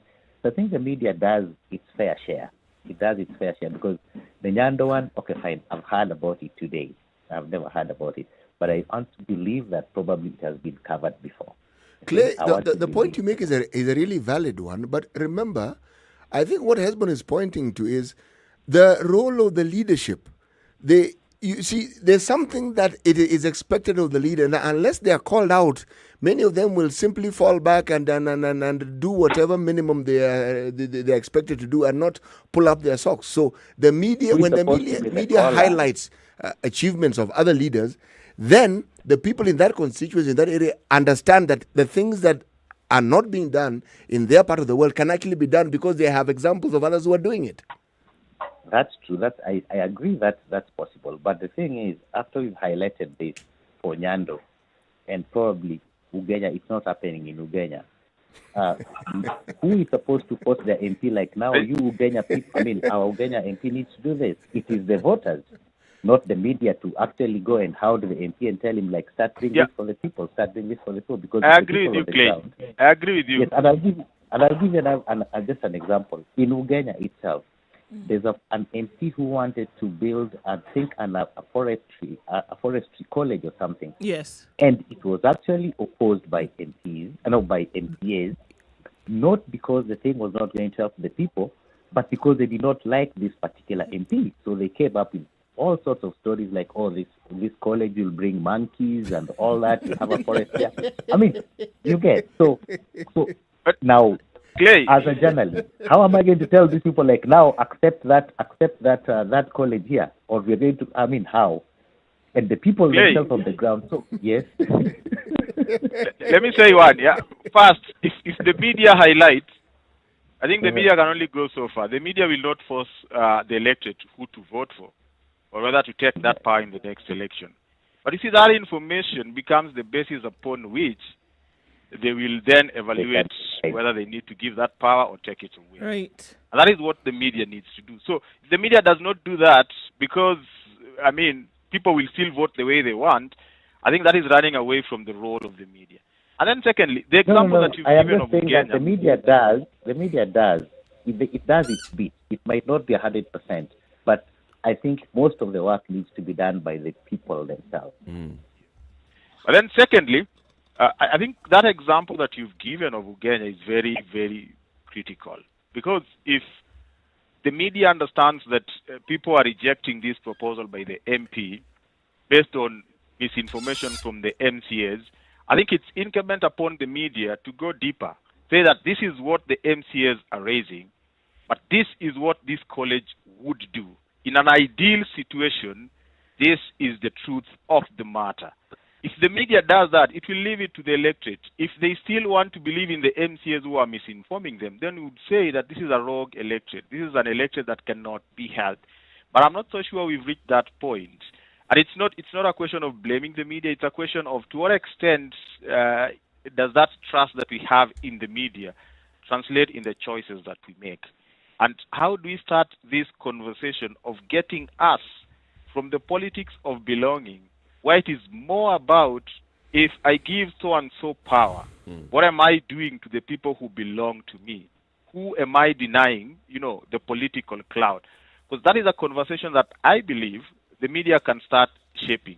And there are all indications, that Kenyans are becoming a lot more conscious. Since the handshake, I think Kenyans have realized that the political class is just that. It's a political class. And that's true. To a large extent, them so long to realize that. Yeah, that the decisions that we have to make are decisions that are supposed to be in our own interest, best interest as individual voters. Hesbon Owila and Clay Muganda, I want to thank you very much for joining us this morning and for sharing your insights and your perspectives on what needs to happen to shape then the conversation on our leadership. Is it culture and politics, and the role that the media has to play, the role that the citizens, the voters have to play, the role that the leaders have. Asanteni sana, we wish you a lovely weekend and happy holidays. Have a good Thanks, have a gentlemen. Good weekend. Asante sana. And as we come to the conclusion of this conversation, basically what we have highlighted the entire day. Today I saw our friend Mohammed was trying to call. I'm sure today he has sat there and he was basically following this conversation through and through. Mohammed, you can call us on Monday and give us your perspective. You've taken notes. Why is it that we are where we are? What do we need to do to bring back our values and moral? Look, I mean, I think it's clear in terms of where the ball lies. We could have prescribed before that it is in one place, but it's across board here, and everybody has a role to play. Everybody has something that they can do. We're not in a helpless situation. It just is about making the decision to actually do it. That's it. And you? I'm very happy. Thank you very much for this opportunity. Good morning, viewers. Yes. I now want to send greetings to the following. I think this is a discussion that must continue beyond today, because in all honesty, you see, when you talk of media, we often just refer to mainstream media without realizing that that media space has really proliferated. And then we talk about social media and we forget FM stations, local and otherwise, are part of this media empire, this media group. And the influence is actually infinitely greater than perhaps we actually understand and surmise. And so we must look at the actual influence of this, should we say, different aspects of media. Right. Yes. That's very true. So remind us today's proverb. Death is the poor man's physician. Death is the poor man's physician. Yes, because death has one thing that is universally acknowledged. It has the element of finality. There is no ifs and buts. Unless you can make resurrection a subject of consistent conversation, when you're dead, you're dead. It marks an end. But it also marks the beginning of something else. True. Thank you very much for tuning into the Situation Room this week. And once again, we want to pass our condolences to the people of Nyamira County following the death of Governor John Nyagarama, who died at the age of 74. Have a lovely weekend, folks. You have an interrupted music coming, and then Monique will come and take you home from 3 to 7, and then the adults in the room will be here, and you'll have more and more music throughout your weekend. As you're getting out of town, driving out of town, remember, drive safely, stay alive. Good morning. It's 10 o'clock.